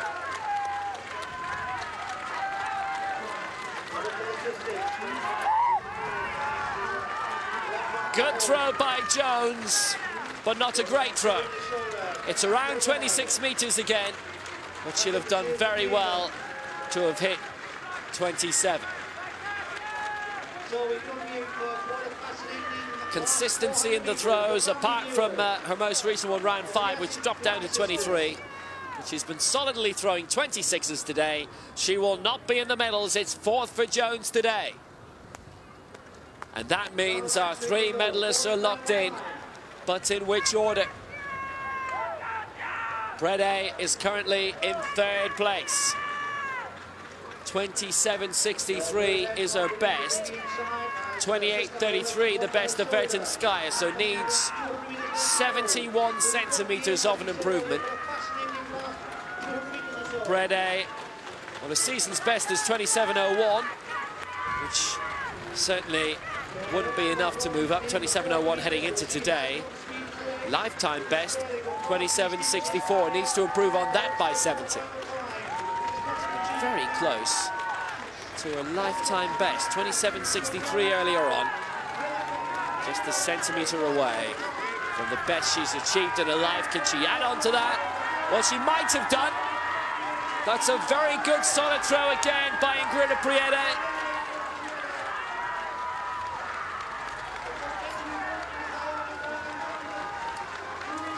It's gone out a very good distance. Needs to be a solid 28 throw to disrupt Vertinskaya Jasevic. She hasn't produced that. 27.57, 6 centimeters outside her best today, and Priede wins the bronze, which means Vertinskaya has the silver at least. 28.33, her best. That is a lifetime best. And an extra 40 centimeters or so would dislodge Jasevic in the gold medal position. Vertinskaya has been very, very consistent today. 28.33 in the last round, 28.20 in round 3 for her first lifetime best of the day. She's broken it twice, needs to do it a third time and add some onto it. It's shy of 30. It's a 28 throw, definitely. Is it enough to overtake Jasevic? Good throw by Vertinskaya. Good throwing. She'll have had the best average of the day because what Jasevic has done is quite remarkable, but we see it from time to time. It is silver. It's another personal best. 28.35, but she will finish in second place.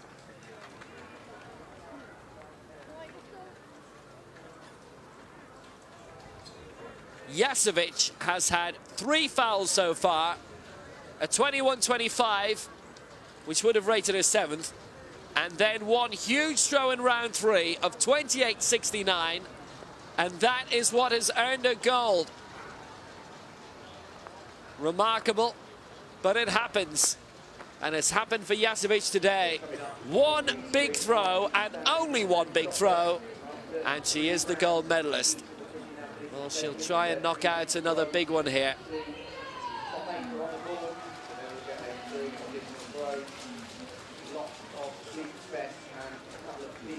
So can Jasevic round off? Something to add towards the end. It stays in the rigging. It's a 4th no throw, but that doesn't matter at all because she had one big throw in her today. And Victoria Jasevic is the gold medalist, and she earns Ukraine yet another brilliant honor. I make that their 15th gold medal and their 40th medal of Swansea 2014. Absolutely fantastically done. And it is a European title for her. So Jasevic wins 28.69. Vertinskaya the silver with a personal best. Priede the bronze for Latvia. Beverly Jones finishes 4th for Britain, and Ava Berner 5th for the Czech Republic.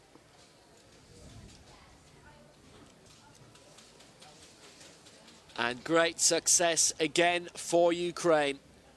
And Jasevic finishes with the gold medal. She is the European champion.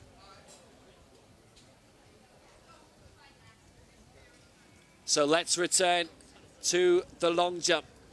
And we're into the 4th round. This is Marinos of Greece, currently being led by Mikita Senik this.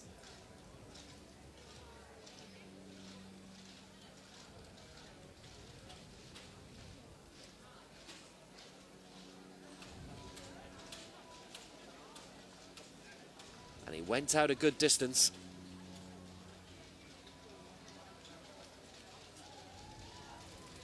$4.80, doesn't improve, stays in 4th place. So now, Tambadou of France, who's gone out to 5.41, and at one stage he led. Now it's the bronze medal position he's in, and that's a foul. Ran right through. This the T38 category. Andriy Onufrienko is not involved in this, but we've seen him here this week regularly. European record holder with a 6.09. Tambadou a foul. This is Camaros of Greece. 5.42, another former leader. That's a good effort.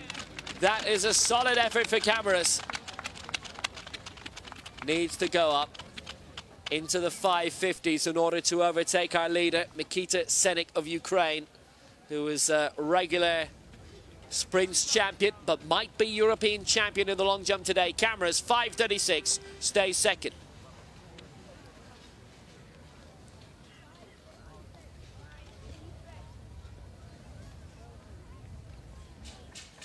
Our leader from Ukraine, Mikita Senik. 5:58, his best so far in round 3. His 4th attempt is good too. That's closer to 6 meters. And Senik looking to increase his lead and make the gold medal his own. Launched himself out really well. Excellent technique. 5:79. He leads by 37 centimeters, and he's on his way to gold, surely. So we've got 3 more medal ceremonies to do now, and one of those is a long jump one. It's in the T44. This was a fabulous competition last night, and it earned Britain one of their very many gold medals. Steph Reid broke the world record in trying to qualify for the able-bodied Commonwealth Games long jump. Did it at the Diamond League in Glasgow at Hampden Park a few weeks before the Commonwealth Games. Diamond League returns to Britain tomorrow alongside the IPC Grand Prix in Birmingham. So it is bronze for the Netherlands, and Iris Price, herself a regular sprint medalist, as indeed is our silver medalist and one of our world record breakers this week.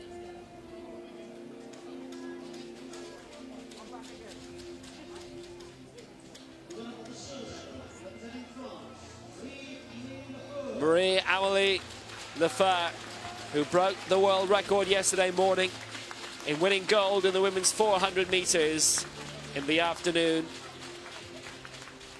Contenting herself with silver, and contenting is the word. Delighted by every medal she wins, even though a lot of them are gold. The silver ones mean a lot too, and she gets yet another mascot. Steph Reid gets the gold medal for Great Britain. The gold rush, part of that great gold rush yesterday in which Britain won 4 gold medals in a row. It's good to see Steph Reid up there. She's one of the athletes that comes to South Africa to train during the summer times there.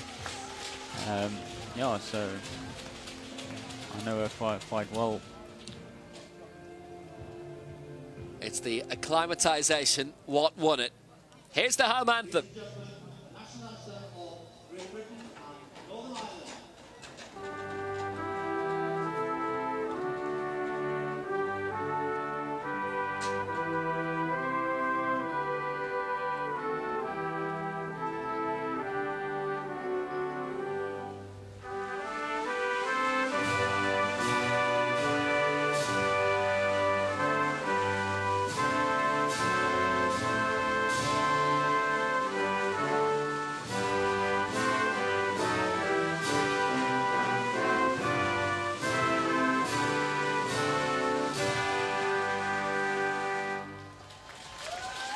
So great victory for Steph Reid. Well, I guess you didn't need any South African acclimatizing for the Swansea weather, but there are a lot of athletes who do make their way to South Africa, and that was great success in the women's T44 long jump. The men's T38 long jump is just about to conclude, and we're into the final round. This is Marinos of Greece. 487 is best so far, in second place. Needs to increase by 60 centimeters in order to get into the medals, and that won't be it. Well, he's given it a good effort, you have to say, today. And Marinos, from his perspective, with a good set of marks. 4:44. and he finishes in 4th place. Our one-time leader, Musa Tambabu, 5:41 is best in the 2nd round, needs a little bit extra, 2 centimeters in order to get the silver. He's certainly beyond 5 meters. He's close to edging out Cameras. But is there a cigar? 5:32, and it is bronze for the Frenchman. That means the silver for Cameras. Very close to his lifetime best with his 5:42. And probably a new PB is the aim. Senik is surely too far in front, but we'll see. It's a solid 5-meter jump again. All of his attempts have been. It will be silver for the Greek here.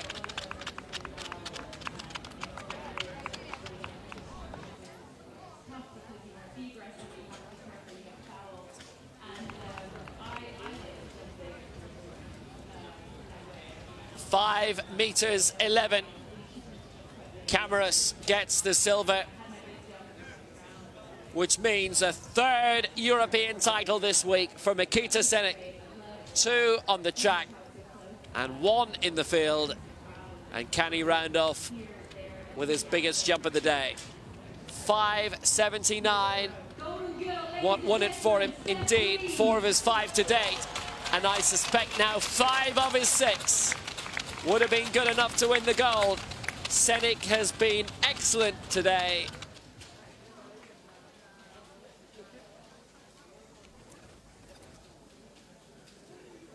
He's already won the 100 and the 200, and now it's the long jump as well. Great sprinter, great jumper. Mikita Senik, European champion on the treble, 5:70, another good effort.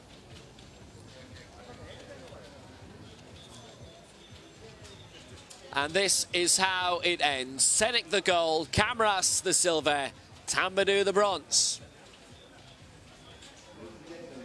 And the world record holder in that is still South African after this morning. Another medal ceremony coming, and this is the women's discus, F11, F12. Now, great story in this. It's the lady in the middle here on the left of your picture, who was the European indoor champion and the IAAF, the so-called able-bodied circuit, and she was European under-23 medalist and European junior medalist, and her eyesight went a couple of years ago, and now here she is as a European champion. Maria Ikovic-Mestrovic of Croatia, claiming the bronze medal.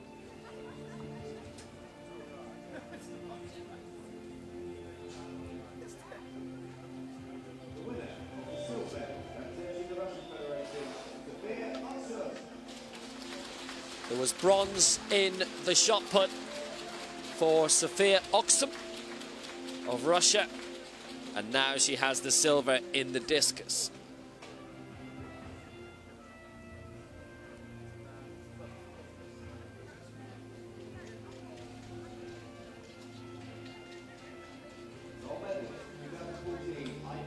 But it's a 2nd gold medal of the week. She won in the shot put, and she's won again now in the discus. Assunta Lanyante.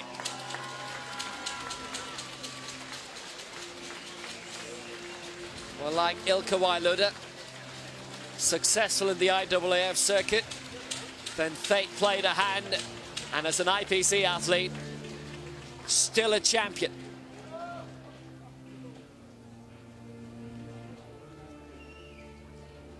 Her 2nd gold of the week, and her 2nd airing of an anthem that lots of Italians like to clap along to.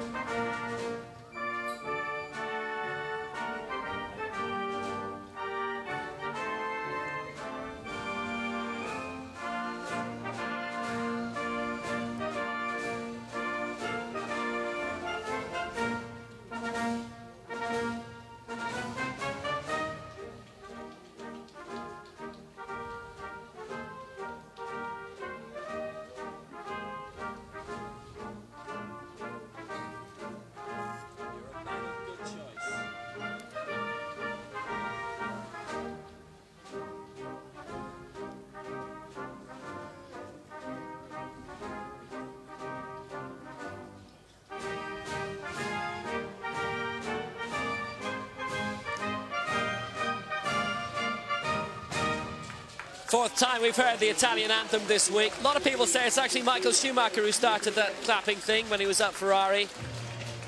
And nowadays, and we saw it in actually Zurich as well last week, all the Italians started clapping all the way through the national anthem.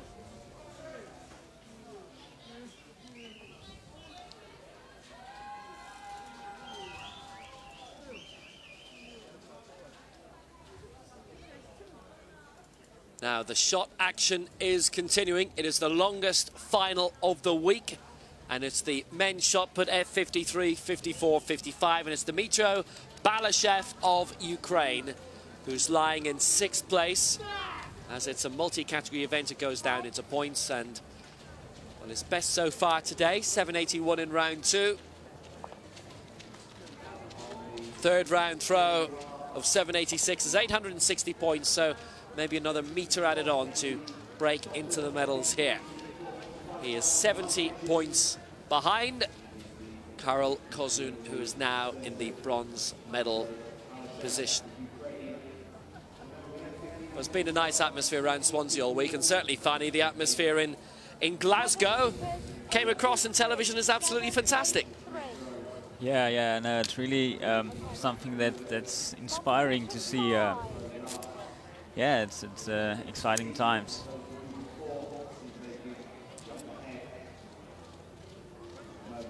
So Balashev's 5th attempt, he had 783 in round 4, which is 3 centimetres down in his best so far. Let's see how he does with this. It's the 8-metre line, which is the first one that he can see. And that is beyond 8 metres. And certainly, great chance he'll rise above 6th place here.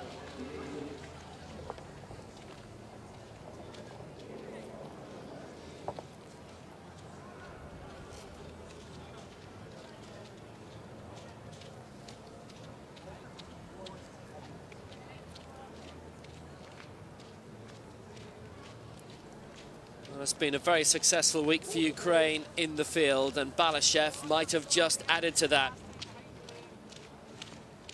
8:39 his lifetime best, 8:18 his best of the day, 910 points. He is 7 points away from 4th and 20 away from the bronze medal position. It's always tough competing in combined classes. Sometimes you can break a world record and you can still not medal. We've seen that this week, actually. I guess it's one of the vagaries of the competition that all the athletes pretty much accept. You know the rules in advance, don't you? Yes. Well, now, this is a nice repeat act because we're going to hear the Italian anthem again. This is the men's 400 metres T20. And as we've said, the T20 making its return to the parasport circuit in the last 3-4 years. Vasil Belenko claiming bronze for Ukraine.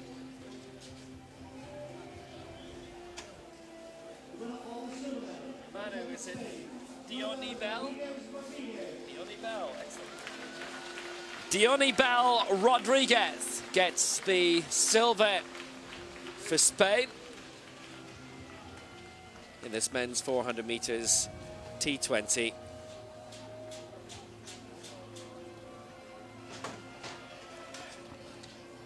For a Spaniard.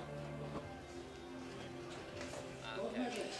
Well, he's emerged very well in the T20 categories to be a medalist, and here is our champion of Europe in the men's 400 metres, Ruud Lorian Flovani Kutiki Silulu.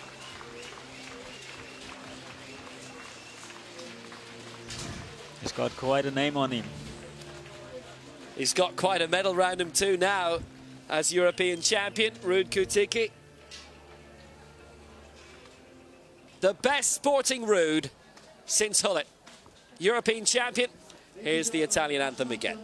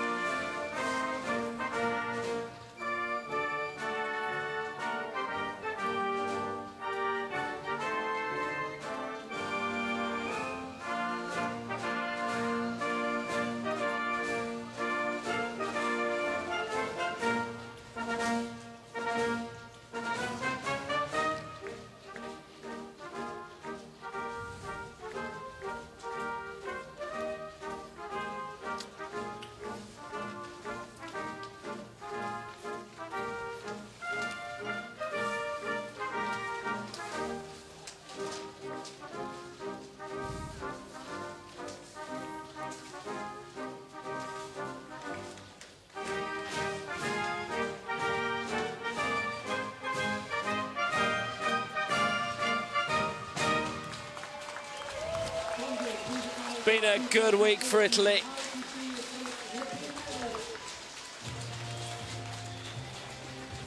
And they will leave Swansea heavily medalled themselves.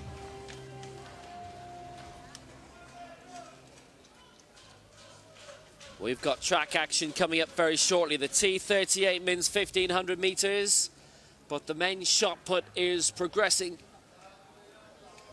past its halfway point. So the final throw of Dmytro Balashev needs to improve by maybe 20 centimeters from 8.18 to get into the medals. Carol Cosson with 9.30. He's at the moment around 9.10. Chance to shoot up the standings here. It's beyond 8 meters again for the second time.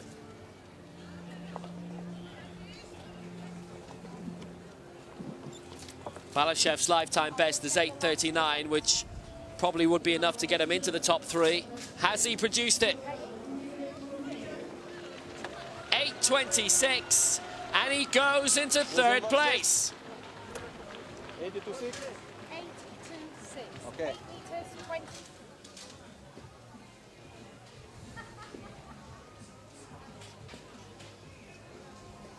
Okay, no worries. And his position has been re-clarified. Goes into the top 4, not the top 3. Rudzi of Bulgaria leads, so good they named him twice. Mitrovic second, Kozun in 3rd. Balashev narrowly outside the medals by 8 points.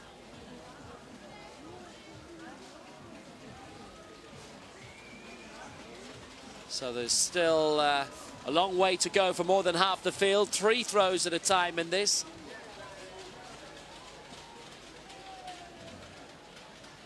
So this is where the medals have gone this week, mainly to Russia and Ukraine. 53 between them so far. Russia top of the pile with 37, 83 medals in total. It's been a great week for the host, Britain, though, and Germany too.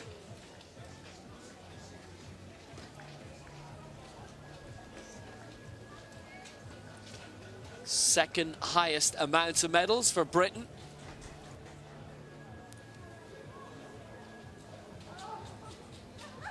Good week for Finland on the track and the field.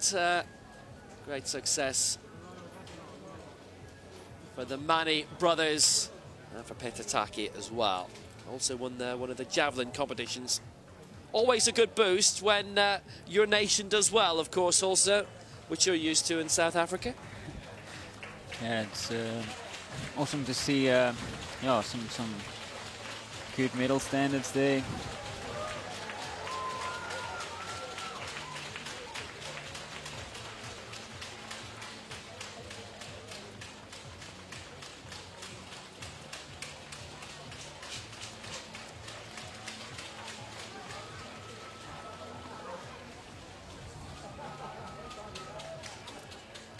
So coming up now, the men's 1500 meters T38, and that means the double Paralympic champion and one of the men to beat on the track right now, Michael McKillop, and what a talent he is, Fanny.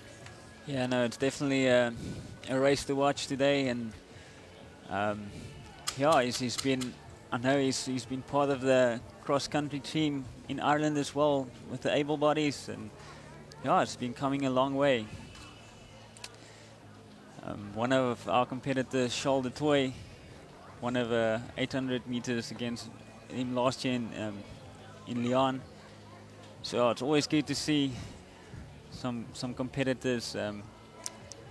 Yeah, that's really bringing a race to a new level. Well, McKillop in this field for the men's 1500 meters, normally used to beating men from South Africa and Australia. McKillop up against the best of the rest of Europe here, and that includes Louis Radius of France, Basile Mounier of Belgium.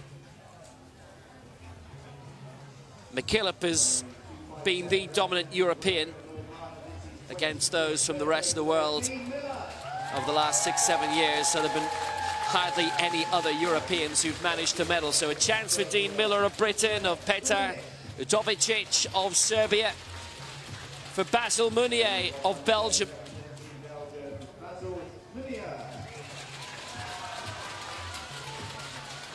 Louis Radius of France.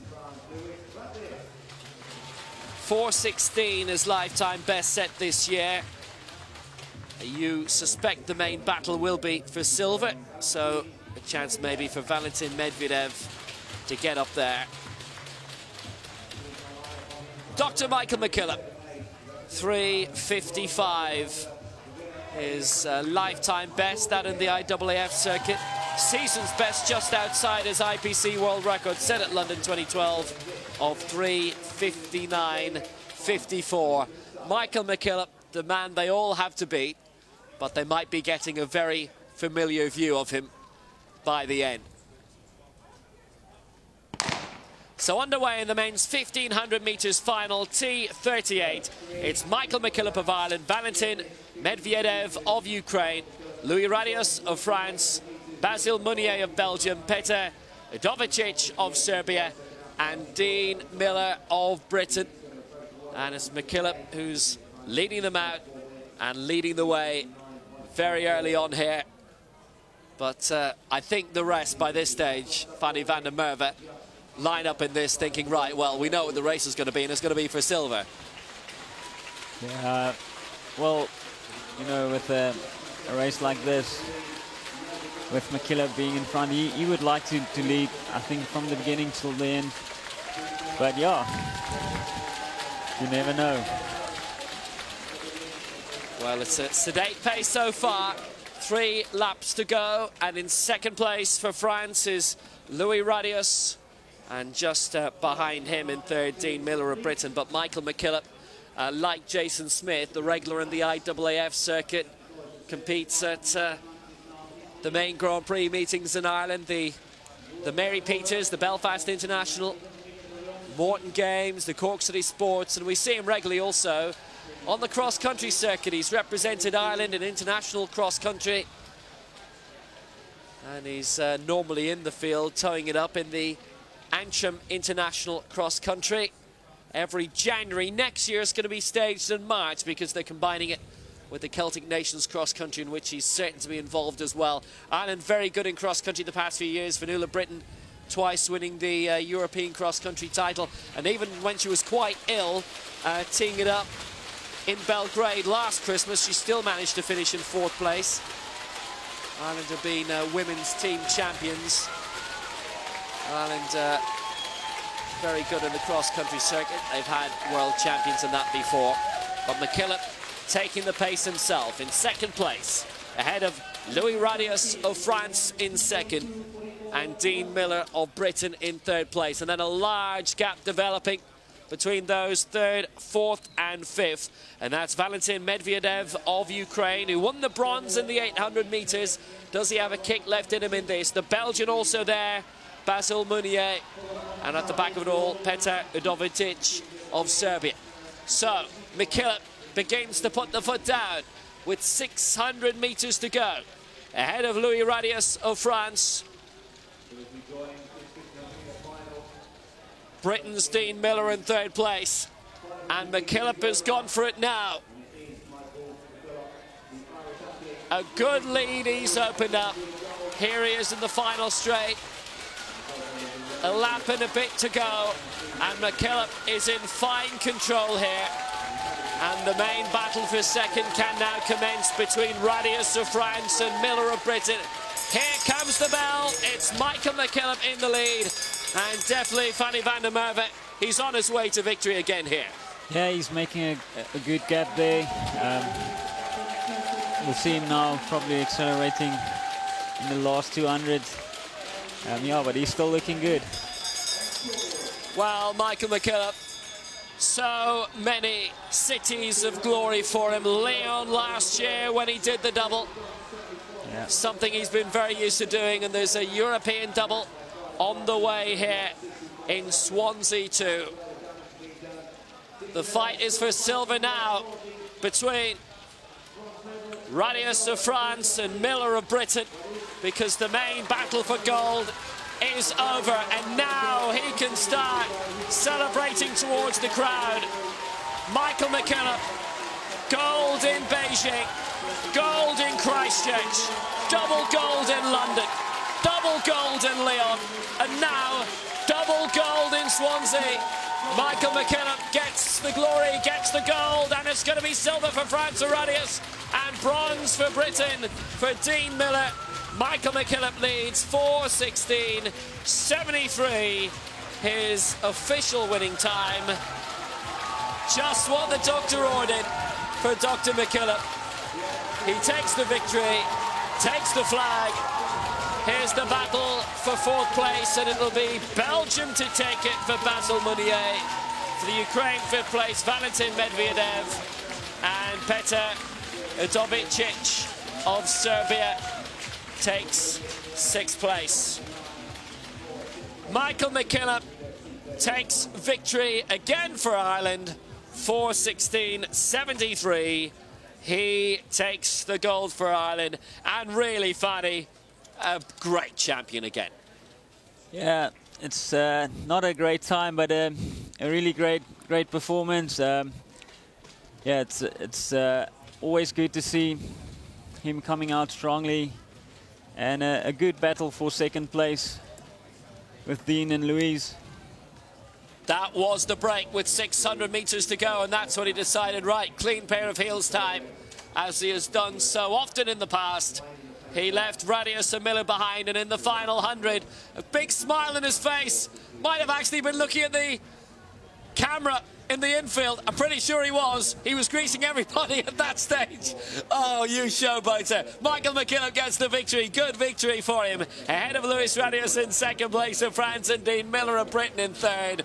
Very good victory for Michael McKillop. It's almost as if he knew where the red light was on each camera. McKillop takes the win again. It's yet another major championship gold medal. And make that his 9th across Europeans and Worlds and Paralympic Games. And in a winning margin of 5 seconds almost over Louis Radius of France in second and Dean Miller of Britain in third.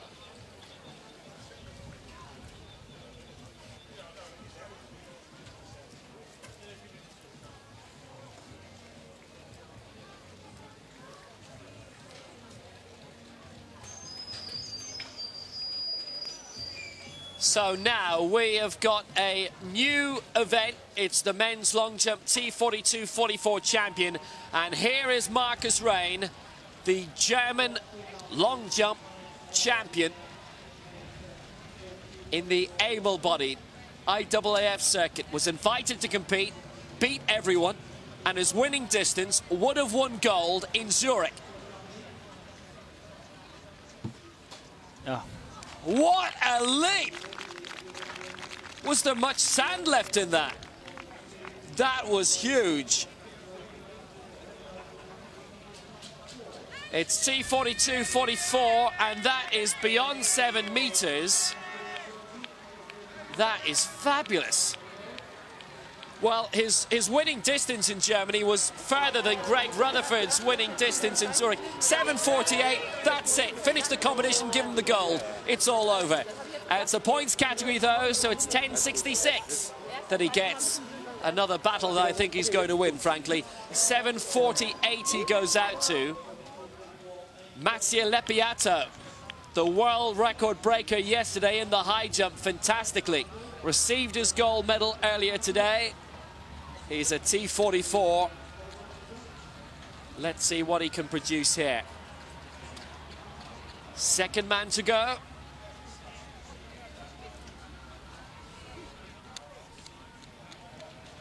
Went up to 2:17 in the high jump yesterday. That brilliant battle. And saw the world record broken 3 times. Jonathan Brube-Edwards did it once, Leppiato twice, and he's gone out a good distance here, close to 6 meters. Do you have an opinion on the Marcus Rain thing, by the way, Fanny? Because it was the German Federation who said, no, you can't go. It's unfair to our able-bodied athletes on the IAAF circuit. yeah, I don't really have a big opinion about it. I can maybe understand, you know, bringing in the blade. That, yeah, some of the people might not be so happy with that. But Marcus is a brilliant athlete, and you know, you don't take anything away from that. Well, he's leading this T42-44 long jump already, and we've long jump medals to hand out here. It's the men's long jump T13. And this is another case of keeping it in the family. It's the Jonsson brothers. Per is the older, and he won it. Tobias the younger, and he will get presently the bronze.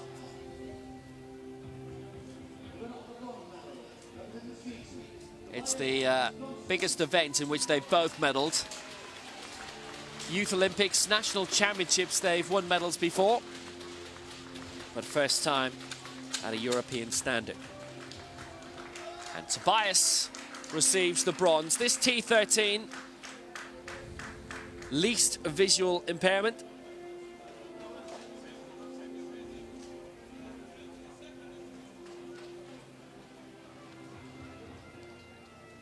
Entertaining contest again.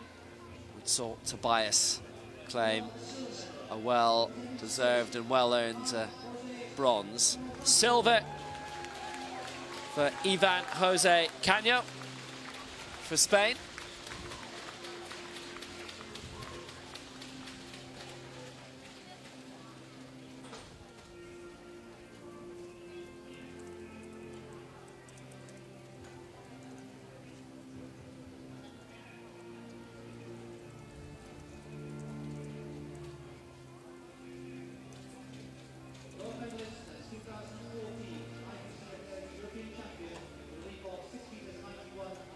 But when his younger brother was taking the bronze, Per Jonsson was winning European gold for Sweden. The long jumps have been fantastically competitive and entertaining all week. And he had a bit of a tussle to deny Ivan Caño the gold.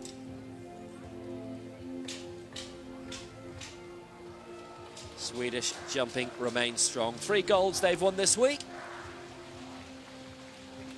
One of the great athletics nations.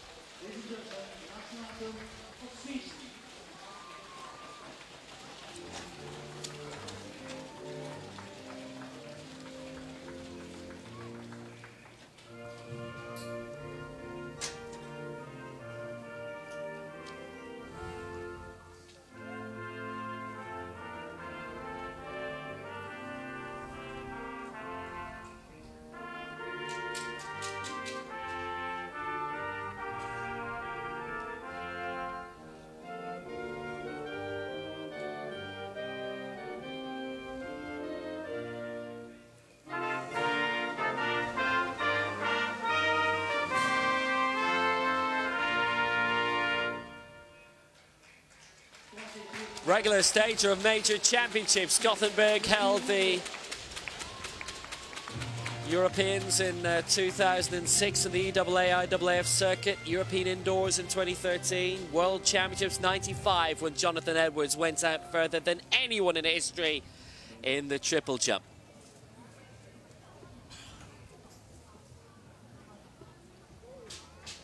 Now, the long jump we return to now. Marcus Reim leading in this, 7:48, 1,066 points. So, Ronald Hertog, chance for him to add to his medal collection this week, having won bronze in the men's 200 meters behind Felix Streng of Germany and David Behrer.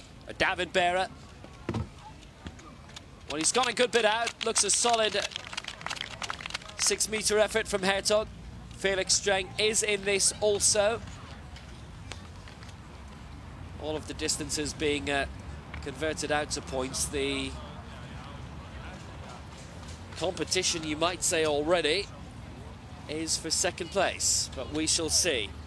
Comes down to points. You cannot quite take that for granted. A 7.95, by the way, World Championships in Lyon last year was the world record set by Marcus Reim. Daniel Jorgensen for Denmark. Silver in the 100 meters. Good jump. And bronze in the 200. And Jorgensen's gone out a good way here. His personal best is 6:11. And that looks to be around that mark. Reim going out to 7:48, but remember, Jorgensen's a T42, so he might be able to make a challenge, not in distance, but in points. Lifetime best, 6:14. Woo! Beats his own mark by 3 centimeters, and that'll delight him for sure.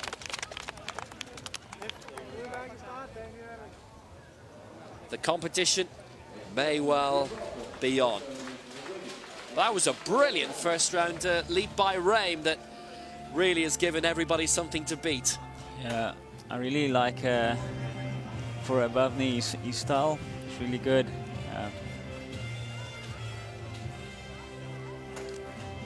Now there are only 3 starters in the women's javelin F54 final, which means 2 medals being presented for gold and silver here in victory for Maria Bogacheva.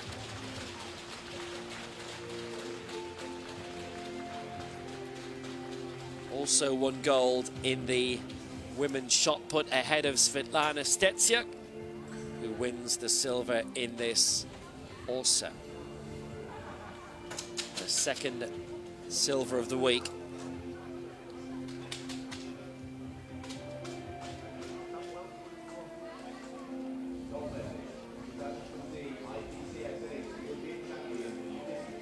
And that means a second gold of the week for Maria Bogacheva. This was a fine victory for her in the javelin.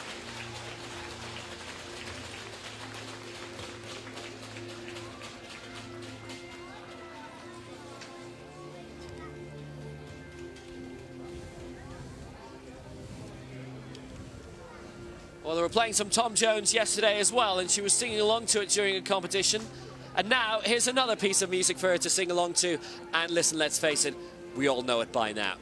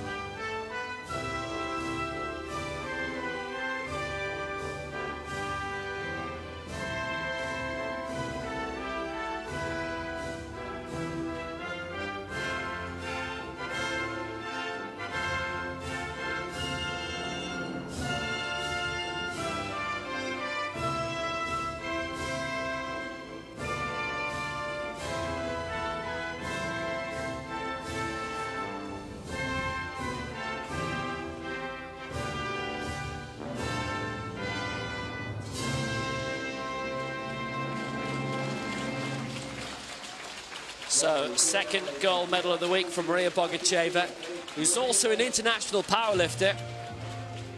So is her twin sister, Yulia.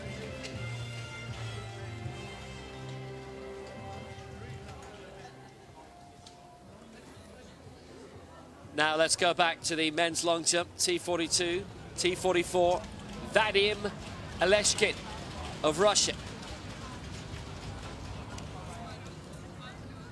5:88 is lifetime best set this year. Might be close to it. Remember, it's decided by points, this category, as opposed to distance, because it's a dual category event. T44s would be considered more powerful than the 42s, so a little bit of compensation would be needed in terms of the scoring. There are 2 T42s in that. Bernotas of Lithuania, who we've yet to see. Aleshkin's up to 4th place there, going out to 5:57, and that's 458 points. Felix Streng has already medalled this week on the track. Gold in the 200. Silver in the 100. What comes up in the long jump here? Strang, 6:30 jumper. That is lifetime best set this year. First attempt, solid 6-meter try. Germany could be well up in the medals today.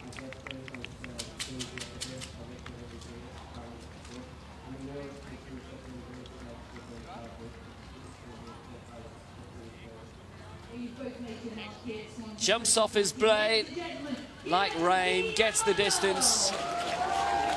And what distance? Lifetime best, 6:41. Goes second. Germany filling gold and silver for now. Jean-Baptiste Allaise, who we've seen on the track this week also. First attempt, 6:36 is lifetime best this year, which equated into points. Might get him into the medals.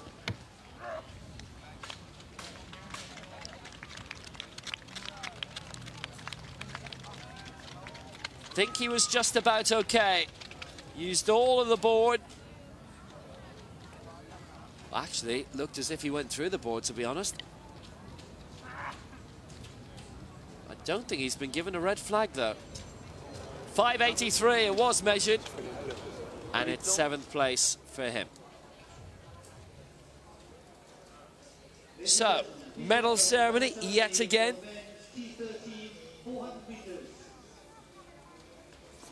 And this is the ceremony for the men's 400 meters T13s.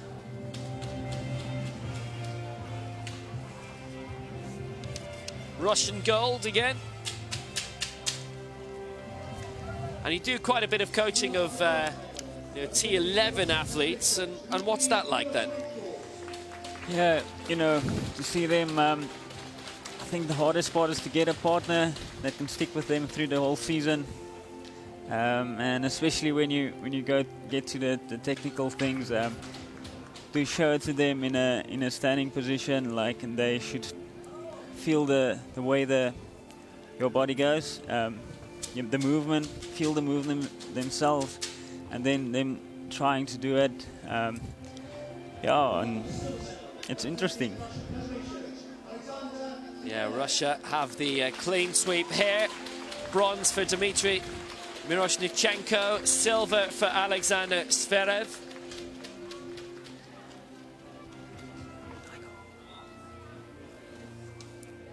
Do you have to go?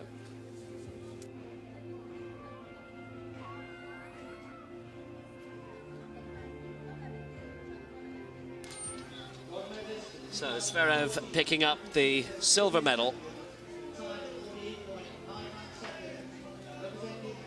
And for Igor Sharov, gold in the 400. The second clean sweep of the week after Britain took all the medals in the women's club.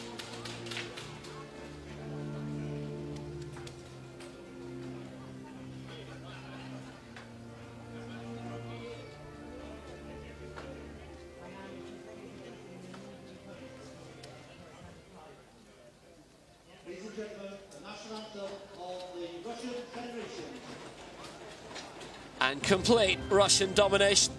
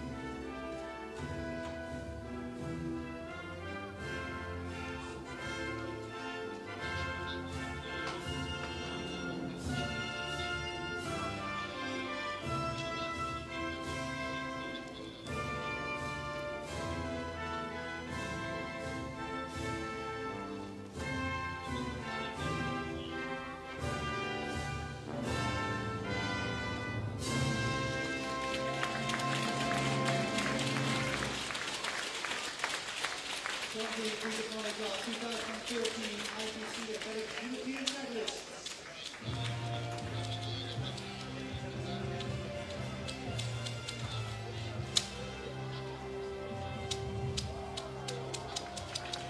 So Russia dominating with all 3 medals.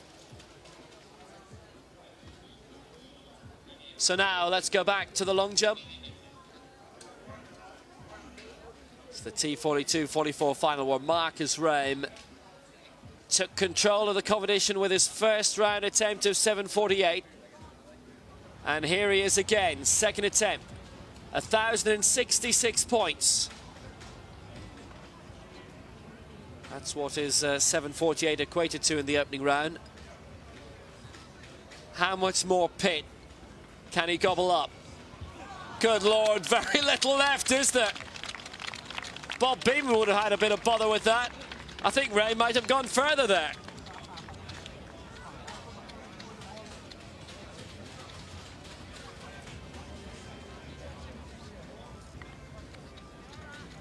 Fabulous distance from Ray, and he has certainly increased his lead.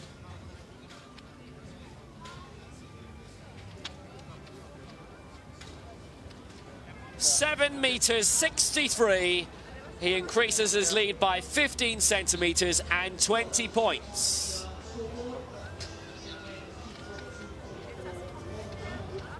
Now Lepiato, our European champion in the high jump.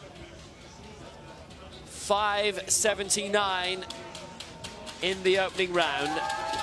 Can he get into the medals here? Well, again, around 6 meters. But really, I think we need to add on another meter or so to be in with a chance of bothering the medals, really. 5:95, and he stays in 6th place, 637 points.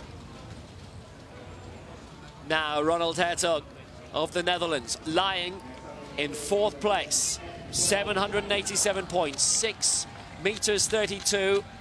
Streng is 6:42. That's what he's aiming for. Has he made it? It's a decent leap, it's a good distance, but it's a red flag. He stays in 4th.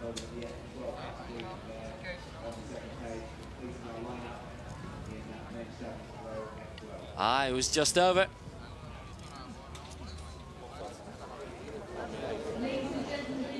Jorgensen of Denmark, personal best in the opening round of 6:14. A very good start for him.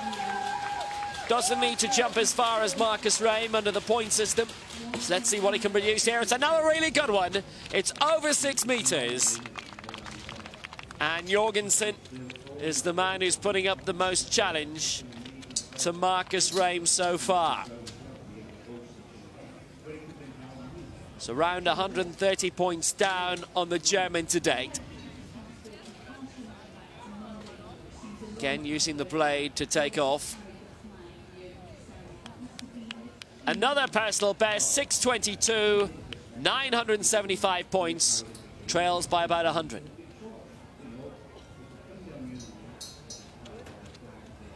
For Lithuania, Benotas currently lying 9th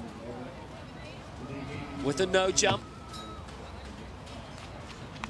I think that will count for him. It does get something on the board. Need to open up a really long one, though, with the 3rd round. In order to stay through, there's 9 in this. Only the top 8 are given 3 further attempts. Lifetime best of 4:99. That actually seems quite close to it.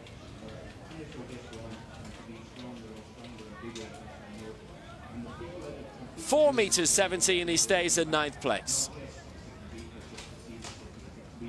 Aleshkin of Russia, 5:57 in the opening round, 458 points. So an improvement, I would say, really of around 30-40 centimeters needed to get in with a nibble of the medals without quite getting there. Aleshkin, 5:88 his lifetime best. Well, that would be good enough for 7th right now, and he's in 8th place.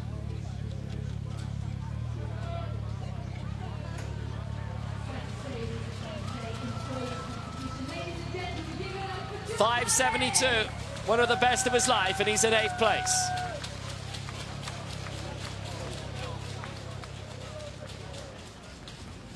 Felix Streng of Germany, lifetime best in the opening round, 6 meters 41, 819 points.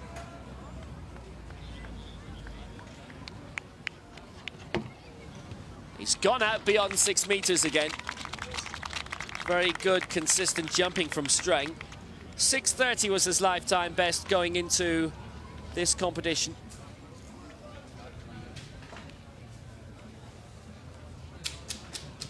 Might just have beaten it again. It's got very cold all of a sudden here. Major cloud cover, and the temperature has majorly dropped. Well, the advice of Steffi Nerius seems to be working well. Streng in the bronze medal position still. Jean-Baptiste Alaise. Second attempt.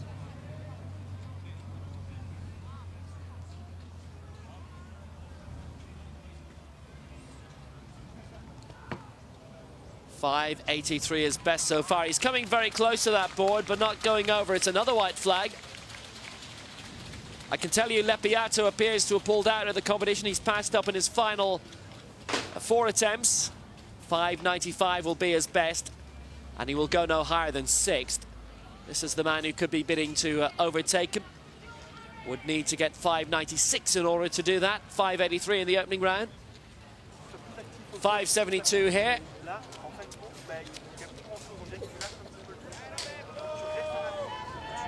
Roberto Le Barbera of Italy, 6.18 in the opening round. He's a 6.46 man in his career, 6.36 this year, and that's solidly over 6 meters.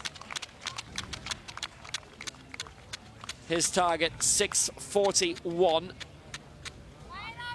to overtake Streng.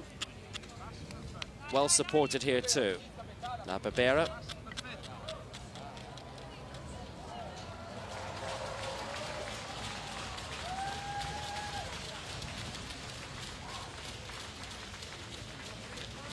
Doesn't improve, 6.07, and he stays in 5th place.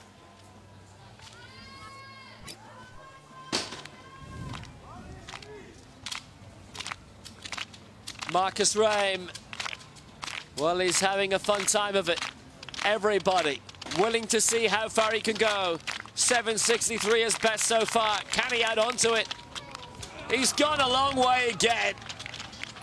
Well, this finally is an exhibition of jumping from Marcus Reim so far, isn't it? Yeah, it's awesome to see. Yeah, he's putting everything in it and getting a lot of distance.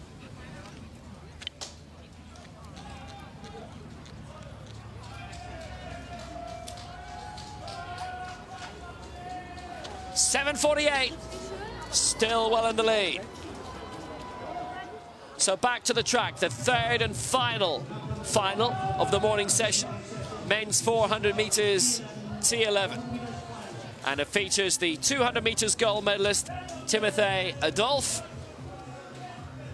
Disqualified in the 100, gold in the 2. What about the 4? 2 from Turkey, 1 from France and Spain in the field. Semi Deniz of Turkey with his guide, Furkan Bogahan.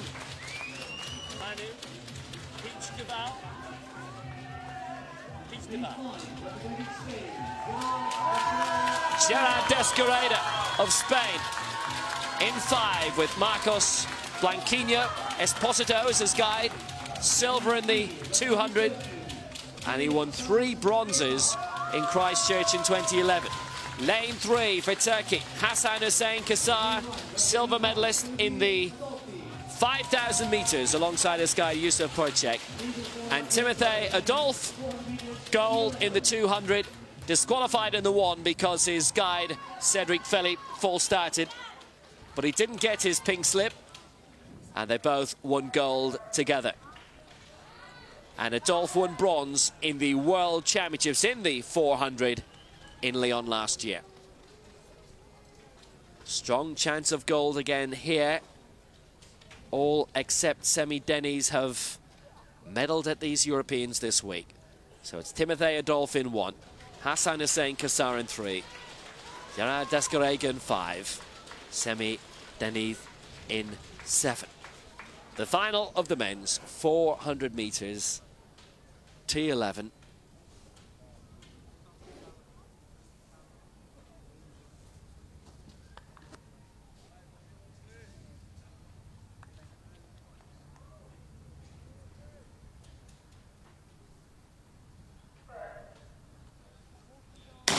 They were left an awful long time in the blocks. Adolphe gets away well, and so too in 5 and now does Descarrega of Spain. And already Timothy Adolphe is well past Hassan Hussein Percek. He is a bronze medalist from last year in the 4, enjoys the longer distances certainly, and he is flying right now. He's destroyed the stagger on Hassan Hussein Kassar, and now he's got Descarrega and Deniz close by. Timothy Adolphe leading very comfortably. The only real challenge coming from Semi Deniz for now for Turkey, and Semi Deniz is in big trouble here because it's going to be Spain and Descarrega who will take the honours here. Oh my word, the guide was very close. The guide was very close for Descarrega. Adolphe crosses the line in 2nd place with Philippe, and Adolphe for a long way looked to be leading, but Descarrega was very, very fast indeed. Deniz trying to come up for Turkey also. Well, this is a very interesting one. We're going to have to take a close look at this finish. Descarrega, the first athlete, crossed the line. When they straightened up, well, Adolphe had taken care of Kassar very easily, but not Descarrega. But watch his guide, Blanquino alongside. The guide cannot cross the line first. He did, didn't he? Did he? I think he did. That's very close. It seemed like the guide might have just dipped before Gerard Descarrega. Incredible. Well, watch the... If we can see the yellow singlet, then he's going to be disqualified. That's it. That is it. The Spaniard is going to lose it. He's going to be disqualified, and it's the 2nd time we've seen that this week. The guide cannot cross the line first, and Descarrega, who was the first athlete past the line, has been disqualified, and Timothy Adolphe gets his 2nd gold medal of the week. It's never great to see that, but I think when you get so into your race and so focused, yeah, with the guy just heading for the line, it's always tough.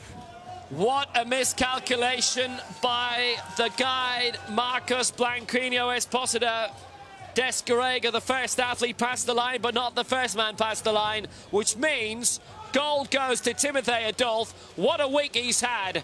Cedric Philippe's guide, full starting in the 100 semi, and they were disqualified. And he was in tears, but he's won 2 gold medals this week now. Well, it's been an eventful week for him, there's no doubt about that. Deniz gets the silver, Kassar the bronze in a personal best time. He was originally outside the medals, and Descarrega has been disqualified. And wait a second, Kassar has apparently been disqualified too because he left his lane. Rule 18.5a, and that is a lane violation. So there's only gold and silver being awarded in this. Descarrega's guide went in front of him, and Kassar has gone out of his lane. Well, we're seeing it all here, and the guide, Furkan Yusuf Percek, is having a few words, and well, we've seen everything in the T11s this week, and there are rules that have come into play that we never would have come across before. Adolphe, gold, Deniz, the silver, and Kassar and Descarrega are both disqualified. Various rules in play. And, you know, I remember asking my co-commentator for London 2012, Pierce O'Callaghan, because he's an IAAF rules official. He was one of those, by the way, who was ruling on Benabad in the steeplechase last week in Zurich, and he lost his gold in the steeplechase because he whipped his singlet off before the end. And I was just asking him, well, what happens if this happens? What happens if that happens? And he said, well, this would happen, but it's unlikely that would ever happen. It has all happened this week. I'm glad I asked him 2 years ago, because now I know. So we've had a lane violation for Cassar. He's disqualified. Desgarega's guide goes ahead of him. He's disqualified. And Adolphe was disqualified because his guide false started earlier in the week.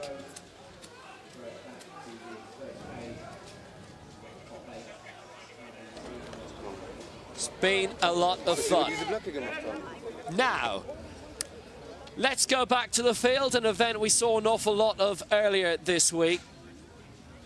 Karol Kosun, who's been in the medals throughout in the men's shot put, the F53, 54, 55. This is his fourth throw, trying to get further up the medals. It is a multi-category event, so it's points that win medals. 11:03 in the third round, 930 points, a season's best. And if he gets further towards his personal best, then he should move ahead of Drazenko Mitrovic of Serbia, who's currently in the silver medal position, and Ruzdi of Bulgaria, who is in the gold medal spot. Kosun has not improved.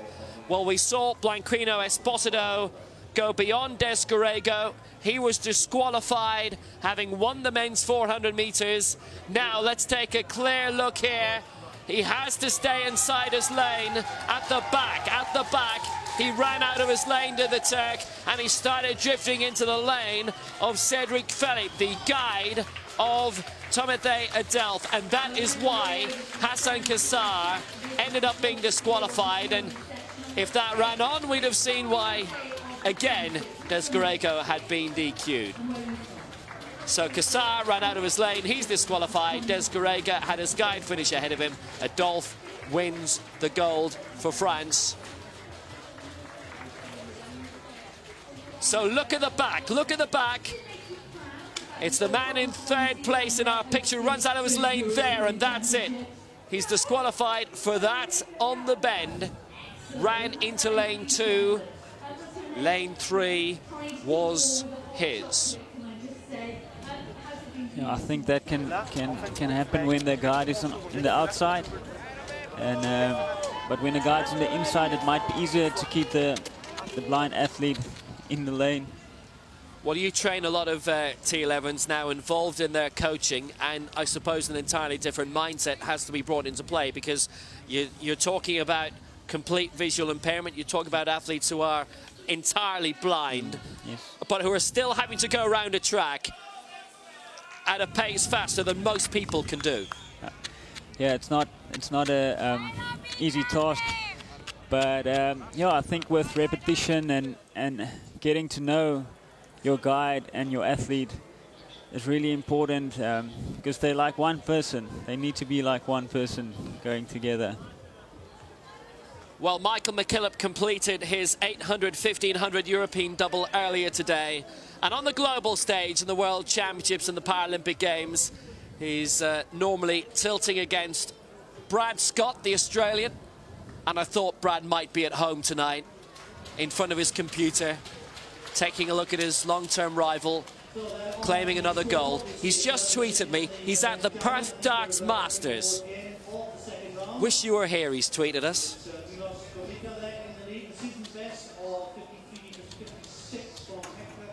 Well, this is arrows of a different kind, if you like. This is how things currently stand in the men's shot put. It's down on points. So ignore the distances alongside. Bulgaria, Serbia, Poland, the 1, 2, 3, 4 at the moment. Perth Darts Masters, I think they have a big event in Melbourne each year as well, which gets shown on TV over here.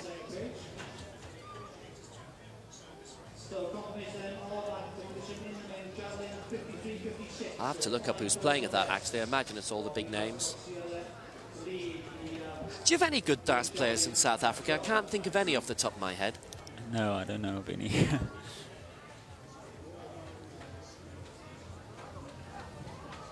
Well, they're in Australia a couple of times a year due to the Wizard. Right, Hertog in the long jump, T42, 44. Now, some very good Dutch darts players. Michael van Gerwen and Barney among them. Hertog hurtling himself out. Long, 6:32 is best so far. Needs to extend to 6:42 to get among the medals here. Felix Streng just above him is a T44, Hertog also.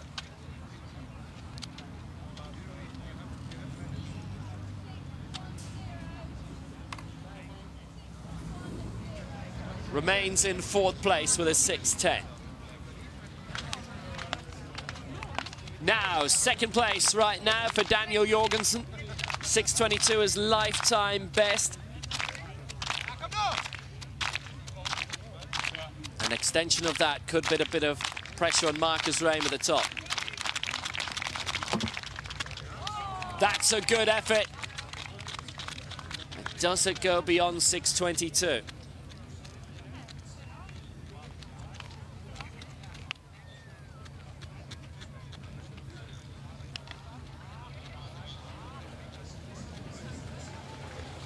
Launched himself out around 6 meters. 6:01, not his best. He stays in 2nd place.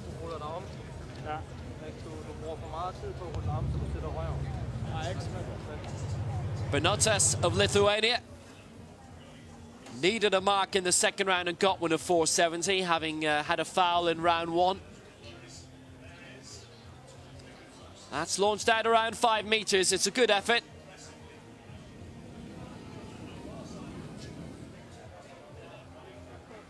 Well, we're based here in Swansea, and the further south you go, you hit Devon. And Devon Peterson's the best South African darts player at the moment. Reached the last 16 of the World Championship earlier this year at the Ali Pali, which I should have remembered. Covered darts for long enough. Benotas, 9th place, 491. Are you a dart player yourself? Yeah, not very good, though. Okay. That's why I commentate on everything. Leshin of Russia, who's currently lying in 7th place, 572 is his best so far. That's around his lifetime best. 588 is his lifetime best. And that's a good one. That's around his PB. Well, now, something over 6 meters would be good enough for top 5. Has he improved greatly on 572? Allay's going out to 583 earlier. Has he managed to overtake him? Would see him go up to 7th. 589 is a lifetime best by 1 centimeter. Personal best is a personal best. And you can't say any better than that. Best achievement of his life. Now we've got 4 final medal ceremonies between now and the end of the session, but lots of field still going on. And this is the women's discus F38 from earlier this morning. And another great victory for Ukraine. And normally in the discus, you'll have somebody come out and keep pounding the same line, throw after throw. It's what we see in the IAAF circuit from Sandra Perkovic, for example. But something very unique in the way that Victoria Jasevic won this. It's 3rd place for Latvia, the bronze for Ingrida Priede. And it was the 2nd round in which she shot out her season's best of 27.63.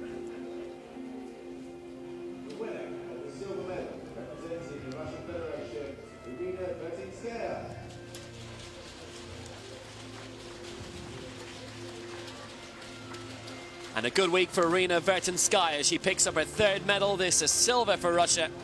And she led for quite a time in this. A personal best. She kept improving and increasing. 28.35 she ended up with. And the silver medal for her today.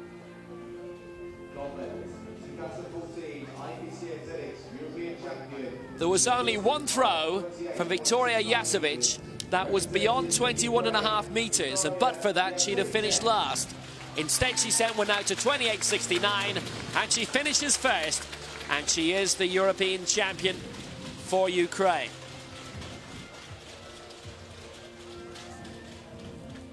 Unlike the running, you only need one good throw. And that's what she produced. It's one of the vagaries, happens from time to time, and it's happened here. Jasevic gets gold for Ukraine.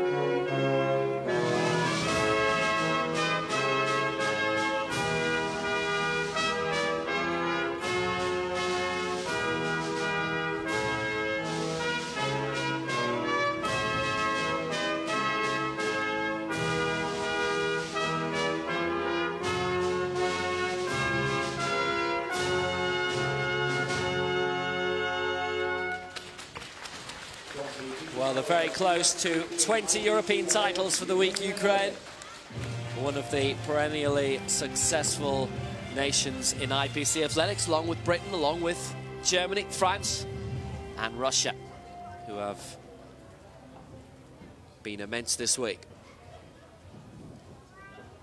Now let's head back to the men's long jump and the fourth round attempt of Alaise of France, who's seen himself knocked down to 8th place by a lifetime best lead by Aleshkin of Russia. 5.83 is best so far, Aleshkin 5.89. All converted into points. It's beyond 5 meters, but surely not beyond 5.83. Well, you'd have been identified, I guess, Fanny, very early on as being, you know, a very fast sprinter. A lot of sprinters also obviously do the jumps because it helps them a lot. One aids the other because of, you know, the sprint towards the takeoff board, and then vice versa. There's a good opportunity of discipline as well. Is there a point, though, when, you know, your coach may say, right, you're a good sprinter, but you'd also be good at jumping, or, as in many cases, no, just do sprinting? Yeah, well, I think it all depends, you know, because especially what your interest is. But yeah, if you have a good jump, then go for it, you know. But yeah, they do complement each other, I definitely think. Well, here's Aleshkin's fourth attempt, 5.89, that personal best in round 3, and that's a good way out beyond 6 meters. But it's a red flag and it's a foul. So he stays 7th.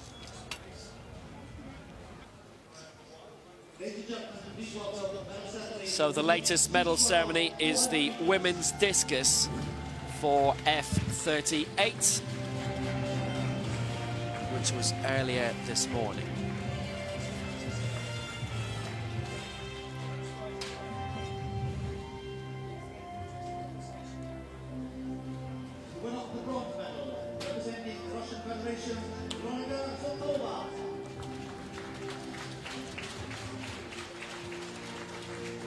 Well, it's Russian bronze here.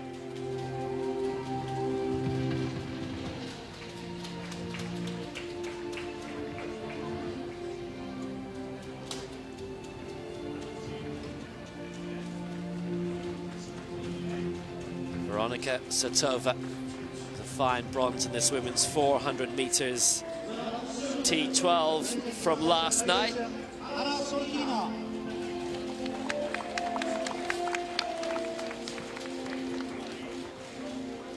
Anna Sorokina, a fabulous athlete in so many fields, because as we said, she has medalled in the javelin also before, and a fine jumper, and now also in the sprints. versatility the key for her in her successful career. Oksana Batorchuk of Ukraine taking the gold. But what an honour for the man alongside her, Alexei Ryemyan, who competes in the IAAF circuit. He's been in the European Team Championships. And now the rare honour of being able to pick up a medal on the other side of the IPC as a successful gold medal winning guide. International class athlete in his own right, as Batorchuk is, and that is a fabulous 400 meters triumph for her. Yeah, it's interesting because a few years ago the guides didn't get any medals for helping out.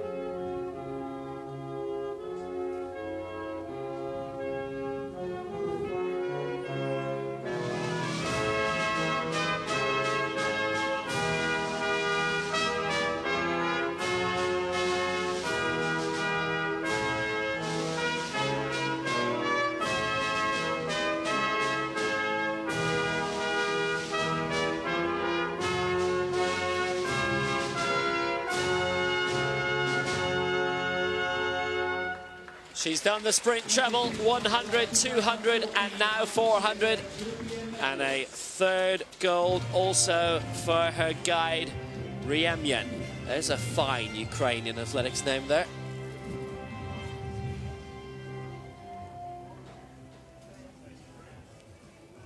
Now we're returning to the long jump. The 42-44. Halfway through at this stage, and this is La Barbara of Italy. Fourth attempt, 6:18 is best so far.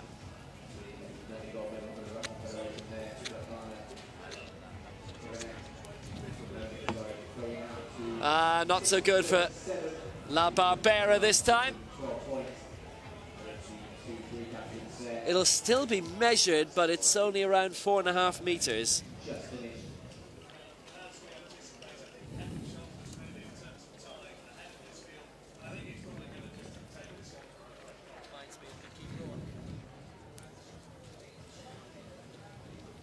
.452 for La Barbera, and he stays in 5th place. 6:18 is best.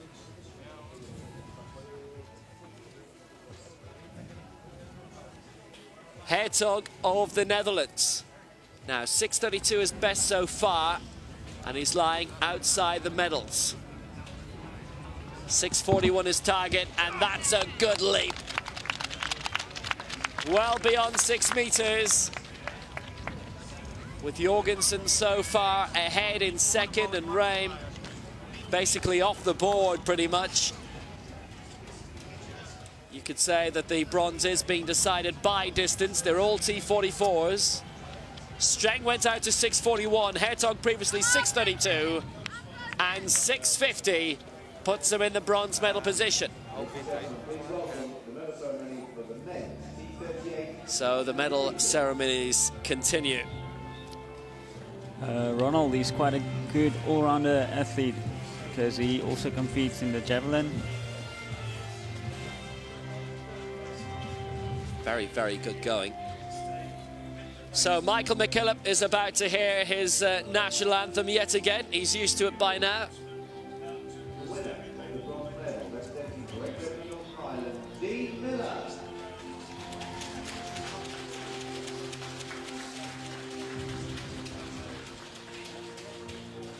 Well, it is British bronze in this for Dean Miller, and it was pretty much the main battle of the game for second and third in the end.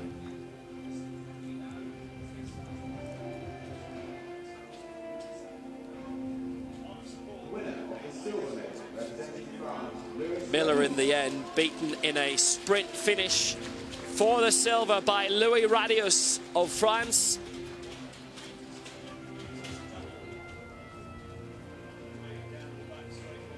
But they finished 5 seconds behind the rest.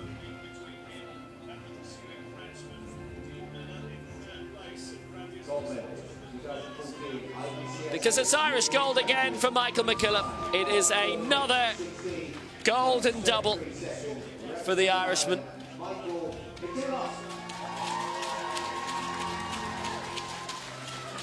London, Lyon, and now Swansea, with Doha and Rio in his sights.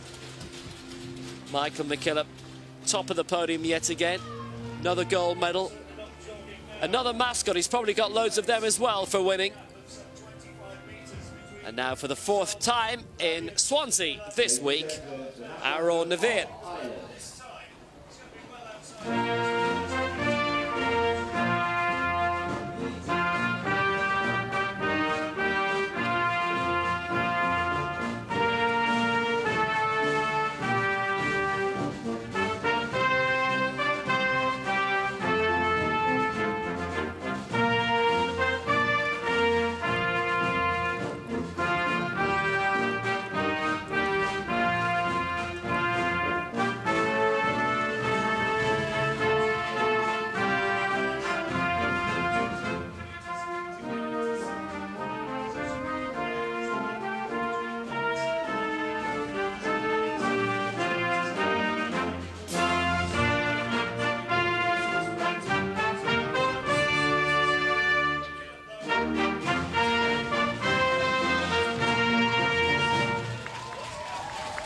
So Michael McKillop does it again, European champion on the double, and in the next 2 years, bigger fish to fry.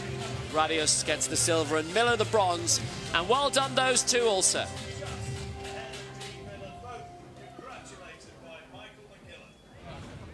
Now, the men's javelin F12, Marek Witecki in this. Trying to break into the medals here. 49-43 in the opening round, and that is beyond 50, and that is superb. Bill Marinkovic, the regular Paralympic javelin champion, is in this. A lot of familiar names who've had big successes this week.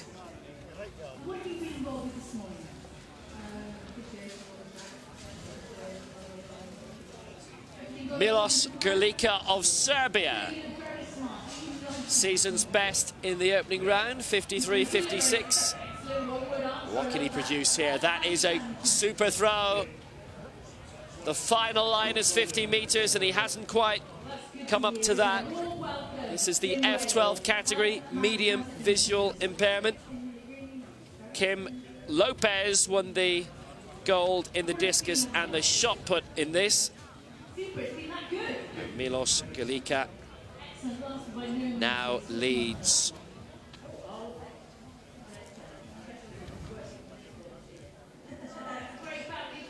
Nelson Gonçalves of Portugal, wearing 5:02, ready to throw.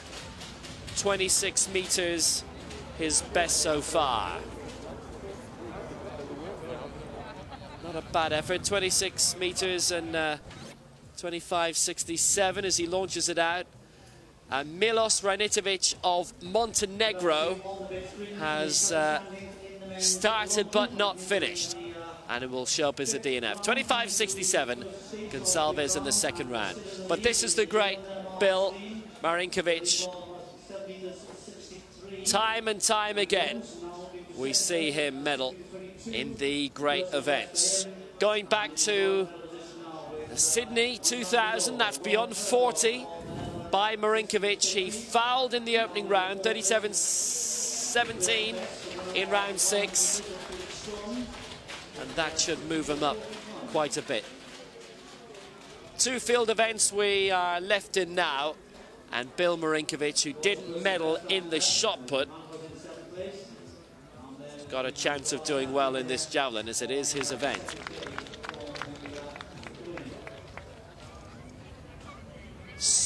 Salvador Cano of Spain. Can he improve? 39.61 in the opening round.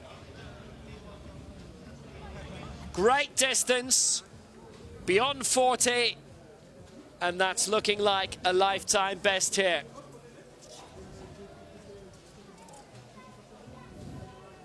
.36.67 was his best before, so it definitely is.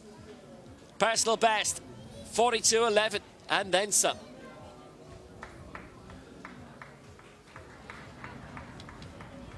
Vitaly Telesh, 5th place, 41.80 so far for Russia.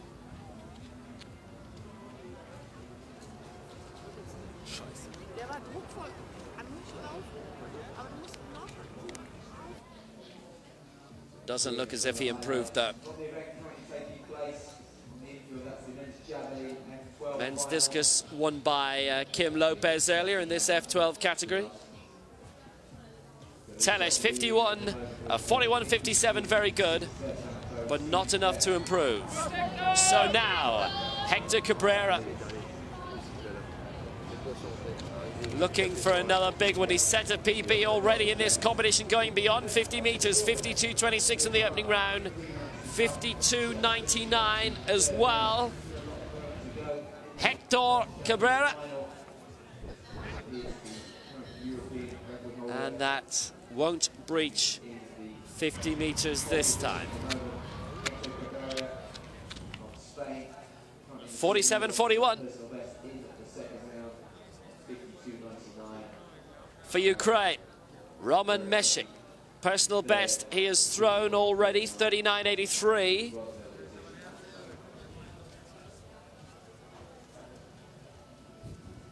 And that goes up and down, and he steps through, and that's a foul.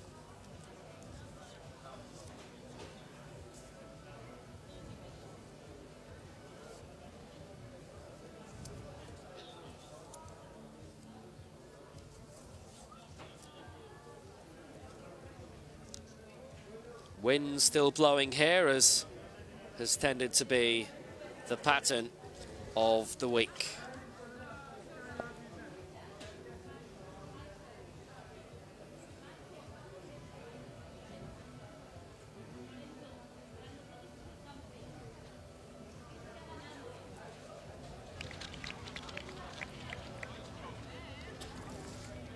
For Poland, Marek Witecki, who finished second in the men's discus.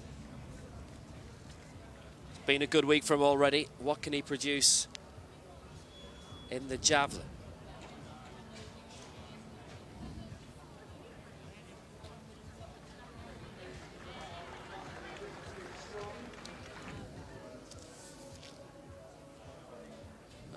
Good launch out. Annexed the line. 50 meters, that is. Top three right now. Galica leading 53.56. Cabrera second, 52.99. And Witecki there was third, 51.39. And here is Galica now. He's our leader, 53.56. Top of the pile. His third round attempt. Launched out a decent distance, beyond 40 but not 50. For a man who has as his lifetime best 60 meters and 52 as season's best this year.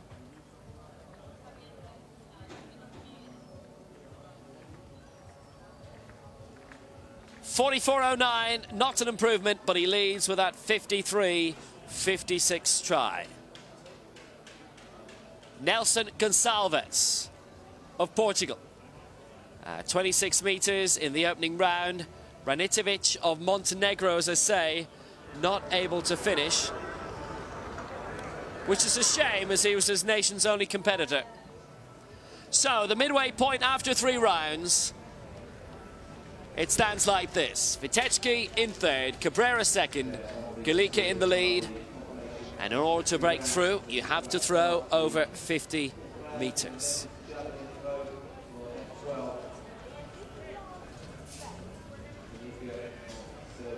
And in further hours action. I'm told by Brad Scott that he is watching tonight in the darts in Perth.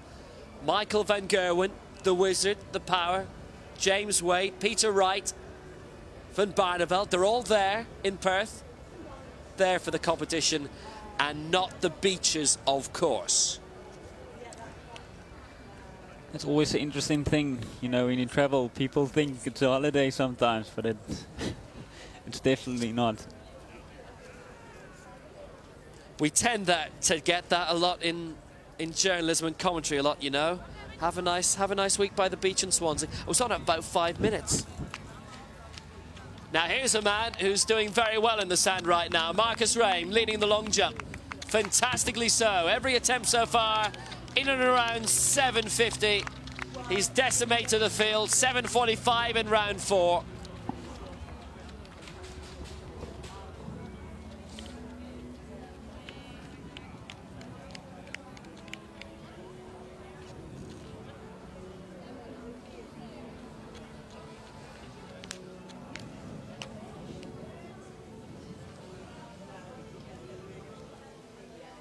So let's go back to the javelin, and it's taken a while before the deep breath can be taken by Nelson Gonçalves, and that is his 4th attempt. Well, it hasn't reached 40 meters, which is the first line, but maybe it improves on 26 meters. Well, the Caribbean in the IAAF circuit are suddenly doing very well in the javelin. So for a Portuguese thrower, potential is there for all. 31.91. Well, that is his best of the day, and he stays in 8th place. But he has improved by almost 6 meters.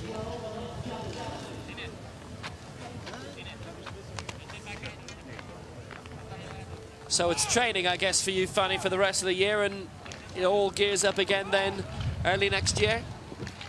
Yes, when I go back, I'll be straight into training.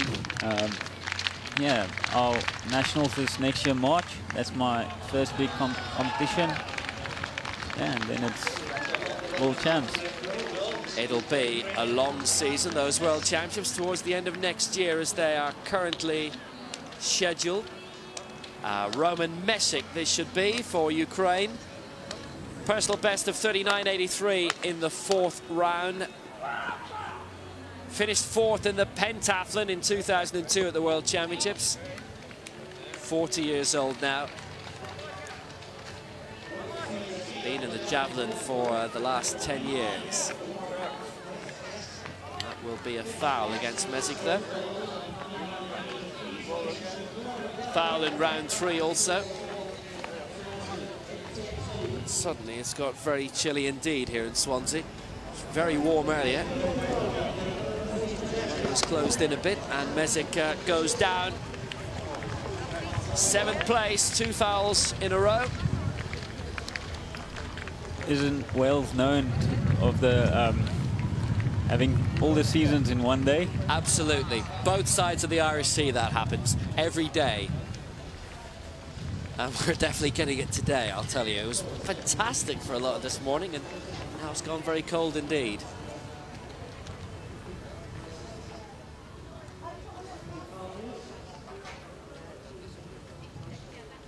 Now, Bill Marinkovic, the javelin champion from Athens 2004.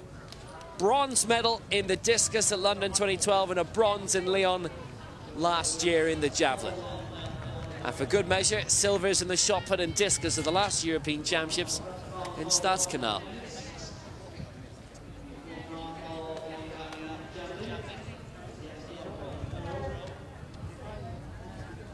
So Bill Marinkovic yet to medal this week.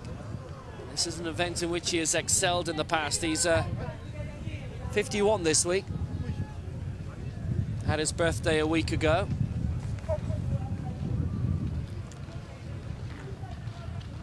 And that is probably going to get a red flag. It's right. Actually, it might have just indented just inside the tape on the right side. That's around 35 meters, so it won't improve him. He'll stay in 6th place.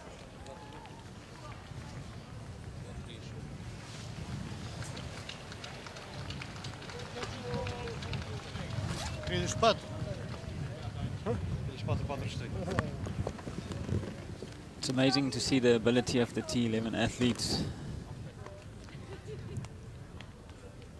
Well, you've dealt with them a lot. By the way, that's 34-43, so he stays in 6th place. I mean, when you consider a lot of the events that you have, you've got, you know, T11, F11, javelin, long jump. Incredible events. I mean, even when you think about it, running in a straight line very fast in the 100 meters is quite an achievement too. Definitely. So how did you get into doing the coaching of the likes of T11 athletes? Well, I did a sports science degree, and I've always had a heart to coach athletes and be involved in their lives. And that's when me and my brother decided to start an organization called Inspired to Become, and you know, that's youth development through sport.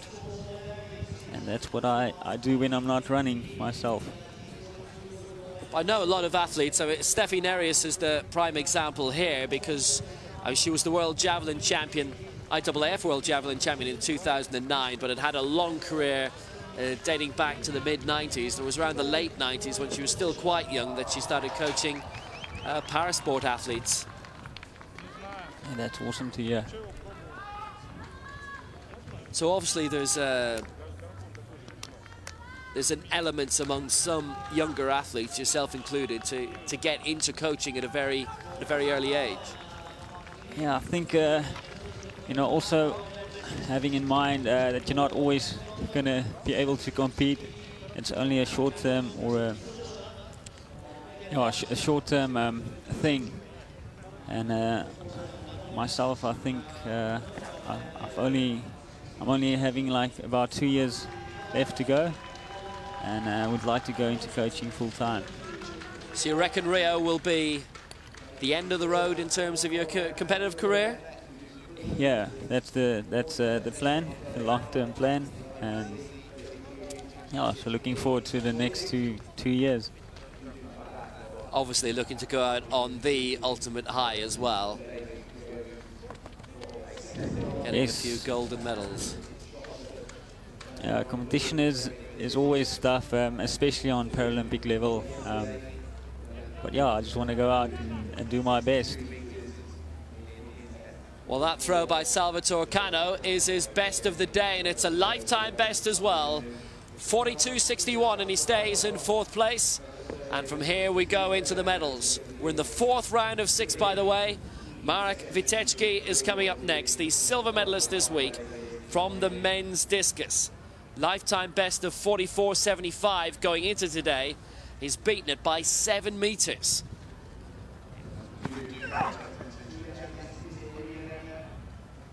And that is around 45, 46.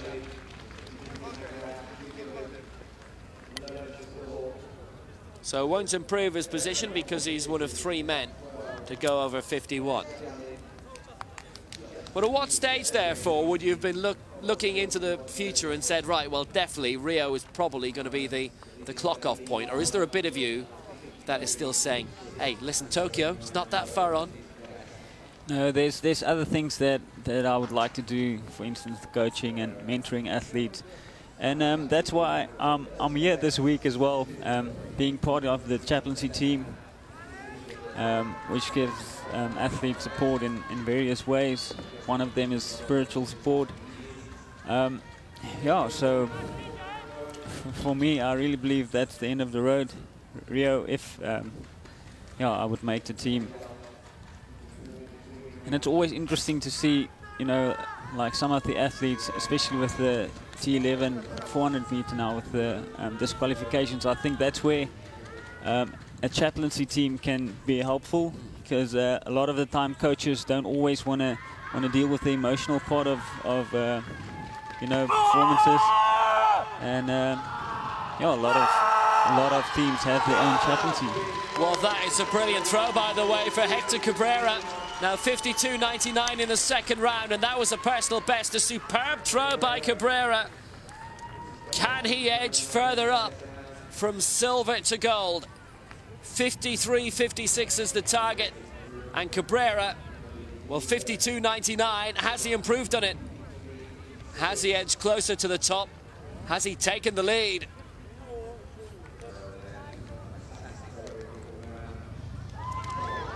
He's done it. He's in the lead. 54.37. Hector Cabrera goes in front for Spain. That was a superb throw, and needless to say, it's a lifetime best.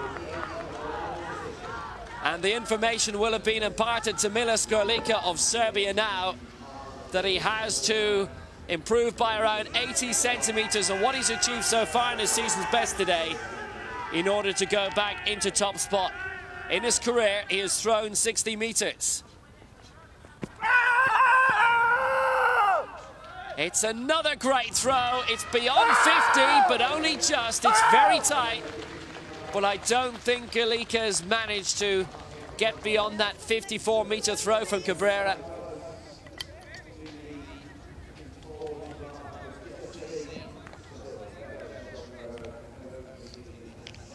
He put so much into it. That 53.56 was followed by 2, which didn't break the 50 line, but this one did. So round 51.5, 52 meters. He'll stay in second surely, but he's given so much to that throw. And his battle to try and get back into the gold medal spot. 51.54, and the former leader is second now. But it's an interesting one about you know, the consolation or the consoling of athletes after something goes very badly wrong, because I mean the prime example was in the 400 here, where there were 2 disqualified for different reasons. One, well, I mean you can say pretty much neither of the athlete's fault. One, the guide went ahead of him, and the other he simply stepped out of a lane that he couldn't see. Yeah, it's always hard, and I think you know, on the team we have a few athletes that's got like different languages that they can speak. So yeah, that's really helpful with the different languages we have in this competition. So Gonçalves pretty much a standing start, and it is shy of 40. 31.91 he achieved in round 4. He's a 34.05 thrower. He is an F11, by the way, one of 4 competing in this F12 category. Do you feel that's something then that's not really done enough in sport right across the line? Because I mean there are many footballers, we'll say, down through the years who a lot of people would look at and think, well, if they had a bit more help earlier in their careers, they wouldn't be where they are now. Well, I definitely believe it's something that, you know, the IPC is looking into to support games and especially like even teams with their own personal chaplains. So there is definitely progress, and especially with dealing with specific stuff like loss of family, or in a big games. What do you do when there's loss of family in a big games, you know? That is a tremendous throw by Roman Meshik. It's well over 40 meters. He set his lifetime best in the second round of 39.83. That was a centimetre beyond his previous lifetime best, and he's now smashed that by a further metre or 2, at the very least. Superb throw beyond 40, and you're talking maybe 41 or 42. He's up into 4th place. 43 meters 43. He's up into 4th, and 5 of the top 6 have hit a lifetime best today. That's very good to hear that. Yeah, it's good performances today. Bill Marinkovic, 41.66, his best in 3rd today. 44.25, the best he's done this season. He allowed himself enough of a run up, it's just shy of 40 meters. But really, championships and competitions like this, and high-level competition, really do a lot of the time bring out the best in people, though. Why you get so many PBs and various records in championships.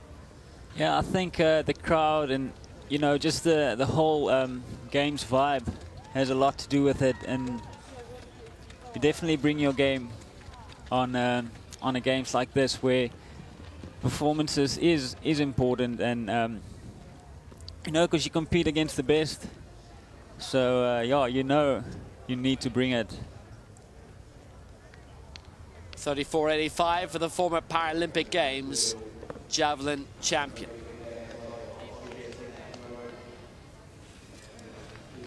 Well, we're in round 5. We'll return shortly, but we will wrap up the long jump now.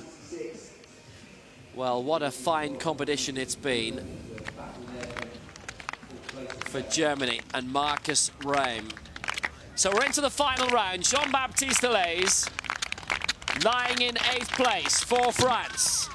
5.83 is best so far in the opening round, and that doesn't look as if it's going to improve it.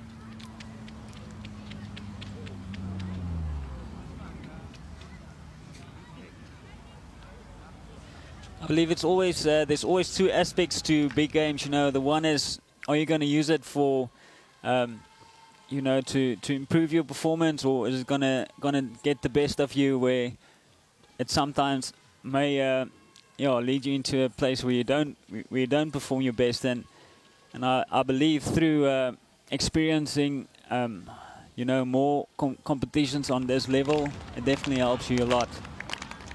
Vadim Aleshkin, 5.89 is best so far, a lifetime best in round 3, and he's done quite well. He's peppered around 5.70, 5.80 all day, 5.76 in round 5, and that looks around that mark as well. Allays will finish in 8th place and Benota's 9th. But remember Derval O'Rourke, the great Irish hurdler who's won 5 major championship medals in her career, and who's always said she'd do various athletics meetings during the year, Grand Prix meetings, and maybe not be performing at her best, and then you'd see her in a championship, and then you'd see the real her. And that's why she won so much in her career. Yeah, it's good if you can use it, you know, to bring the best out of you. La Barbera of Italy, 6.18 in the opening round, and that's a foul, his second, in which he will finish. Lepiato finished in 6th place, by the way, election 7th. Lepiato only had 2 attempts and then withdrew from the rest of the competition, passed out. La Barbera finishing in 5th place with 6 meters 18. And Hertog might just have leapt up into the medals.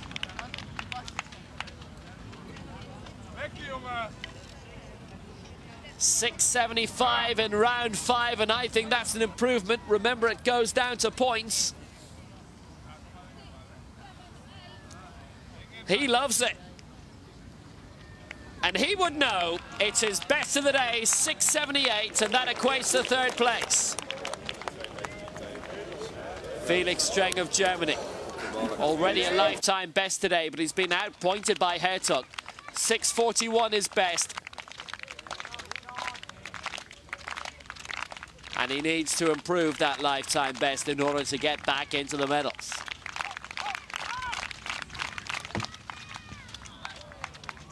Well, he might have done. It's beyond 6 meters, certainly. All but one so far beyond 6.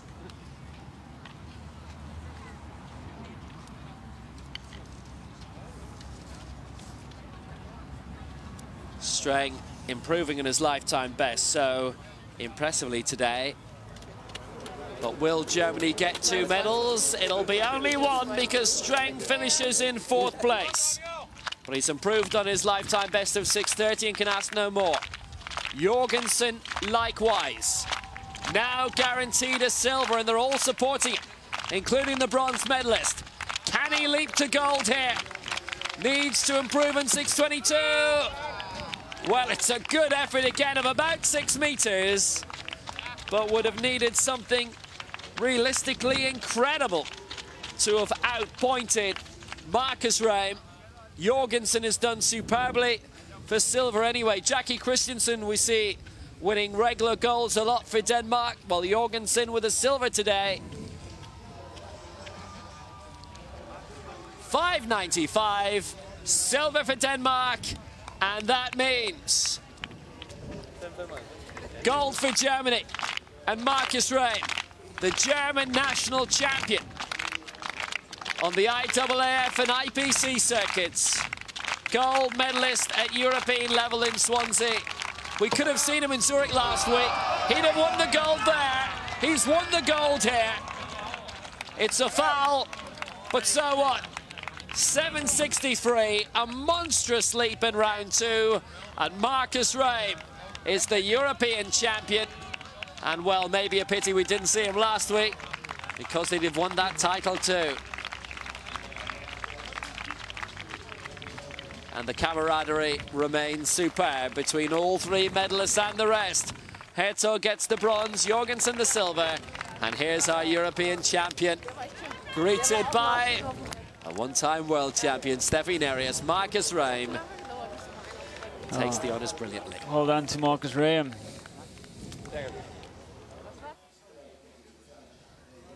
The final result, Rame won by around 100 points. Jorgensen the silver for Denmark. Herzog the bronze for the Netherlands, with Streng in 4th place for Germany. And quite a few personal bests along the way to today.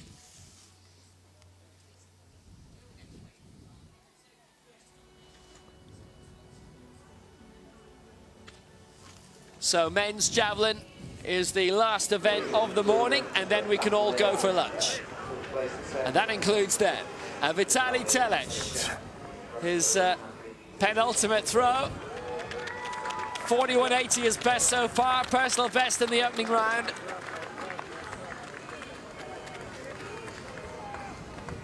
Well, he would need to get into the 50s to get a medal, so 4th will probably be the best for him today.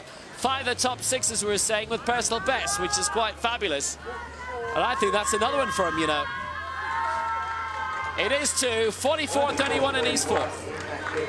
And the sun's out again. Always welcome.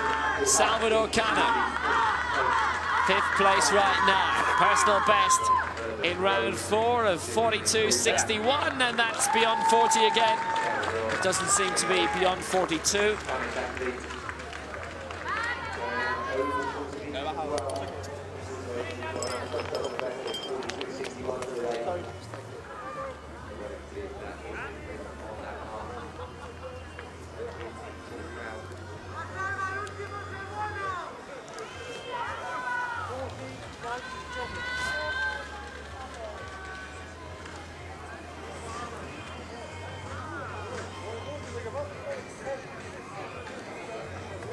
Witecki of Poland, who is up into the medals now and guaranteed bronze at least, and they're all F12s here. So 5 meters between the top 3. It'll be throws beyond 50 that will decide the medals now.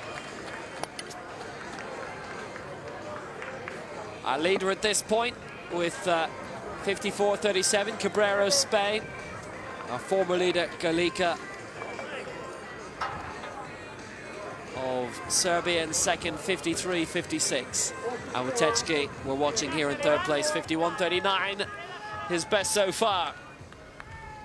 So what about the top 2?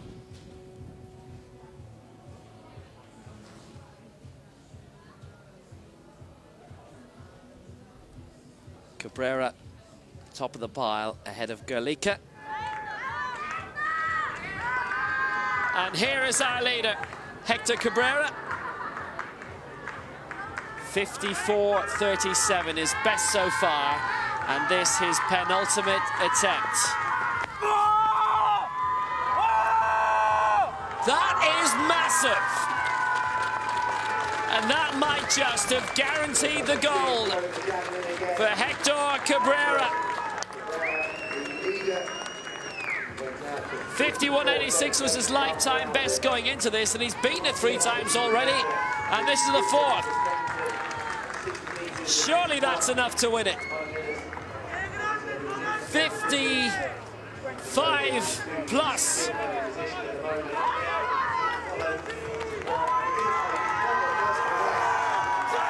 Oh yes, 56.20, lifetime best, gold medal position with 1 round to go.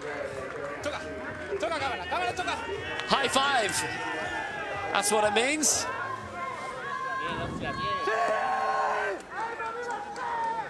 Yeah, that's a big celebration from him.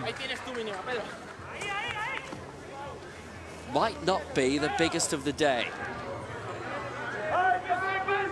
Galika with his penultimate throw, because when we're at the halfway point, he was ahead.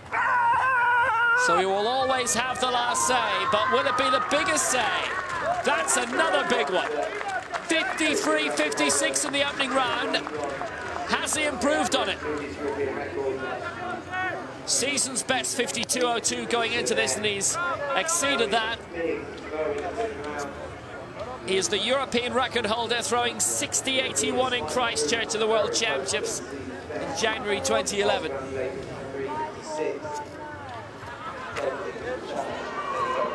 It's his longest of the day, 54.19, but he stays second.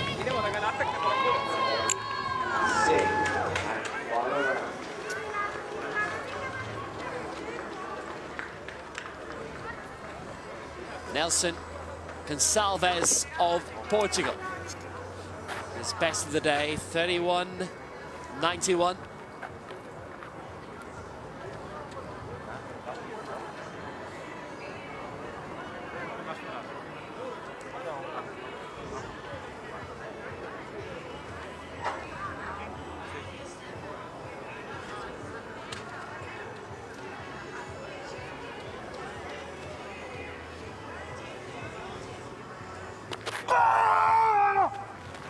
Well, his personal best is around 35. Quite a few of those have been heading towards the edge of the quadrant. That will be measured. That will be, I think, actually over 30 meters, which is only the second time he's managed to do that today.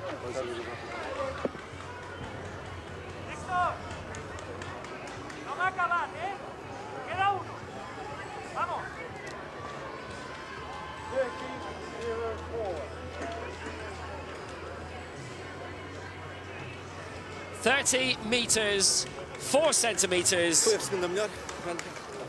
Eighth for the day, and for the championship for Gonçalves. This is Roman Mesic. What an improvement in round 5 with his lifetime best, 43.43. An improvement of 3.5 meters on his PB going into the competition. Another meter onto that, and he'd go fourth. But those outside the medals aren't going to break through now, because those in 4th, 5th and 6th have done personal best, and they're 7 meters away from the medal still. So they've done all that can be asked of them, really. And that is beyond 40, but not 50, but it's a foul anyway.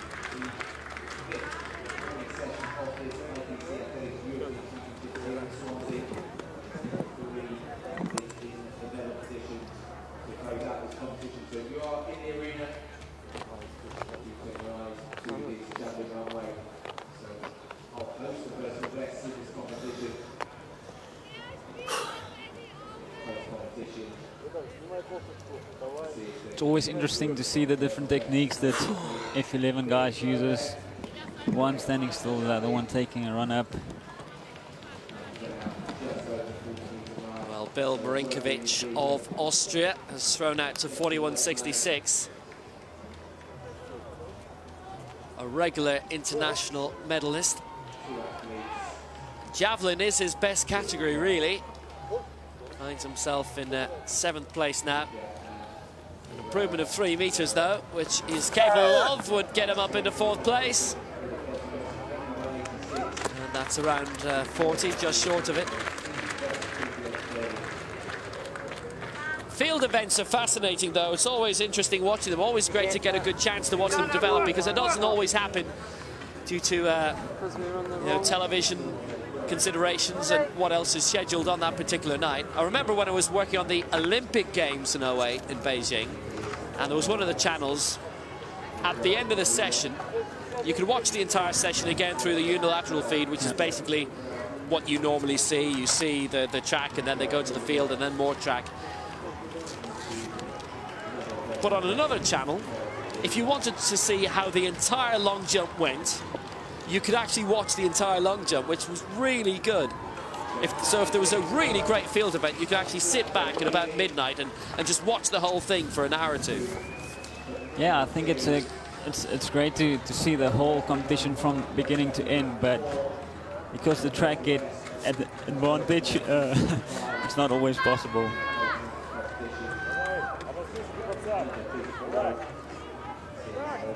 The track gets the glamour, we know. Telesh, last attempt for Russia. 4th place, he's done very well today, it's a foul. He finishes 4th, he's got a PB today, so there will be satisfaction.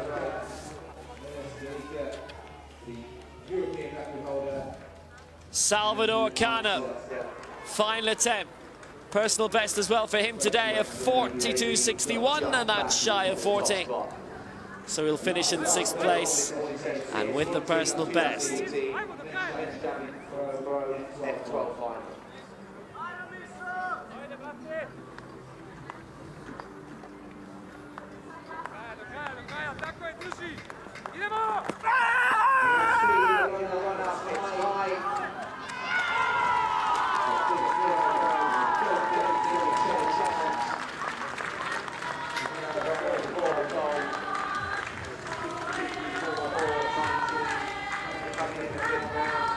Thumbs up for Salvador Cano.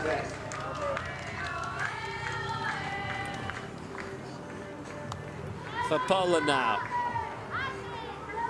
Vitecki as we go into the medals. 51.39 his lifetime best today. He's improved it by 7 meters, which is fantastic. And having won silver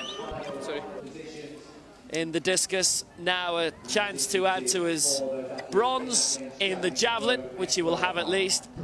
Needed to improve that lifetime best by 3 meters to get up into 2nd place.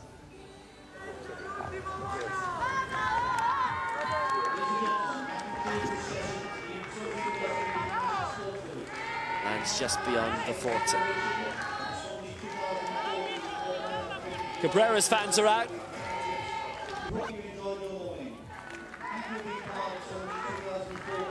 About to be crowned champion, possibly. 56.20 his lifetime best, his previous throw. Oh, he's done it again. Maestro is pulling it out today, definitely. 51.86 was his lifetime best before today. He's beaten it 5 times because that's definitely way beyond 51. Might be approaching the 56.20 from round 5.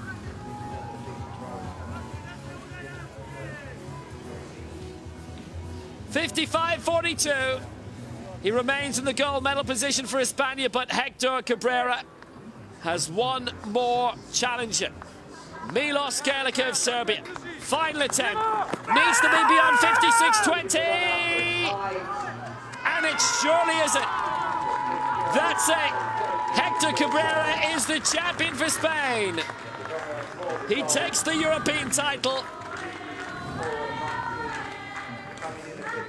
Hector Cabrera takes Spanish glory and the support. Delighted.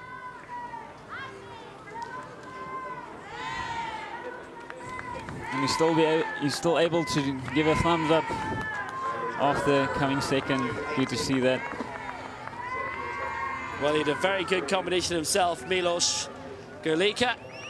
It will be the silver medal for him. It was a season's best of 54.19, his best of the year. Silver for Serbia. Vitecki takes the bronze for Poland, and Hector Cabrera of Spain is the European champion with a lifetime best, 56.20. So Hector Cabrera wins it for Spain. Milos Kerlika, the silver for Serbia, and Marek Vitecki, the bronze for Poland. Lots of personal bests across the board, and that includes Salvador Cano of Spain in 6th. So what a great morning we've had, Fanny van der Merwe. It's been great to have you here, and we'll see you next year at the World Championships, I hope. Top of the medal standings, Russia. Loads of golds, 38 of those. 84 medals in total. Ukraine, 16 golds after their morning fare. Britain, Germany, France, all having a brilliant championships, as is everybody. Ireland with a 4th gold now. 2 McKillop, 2 for Smith. Orla Barry with the silver. Belarus have hit the target twice as well. It's been a great games. Just about every nation has medalled, 1 or 2 haven't, but it's been great to have them along as well. So we'll see you all this evening, 3:30 local Swansea time, 2:30 GMT. Until then, from everybody, Nosta!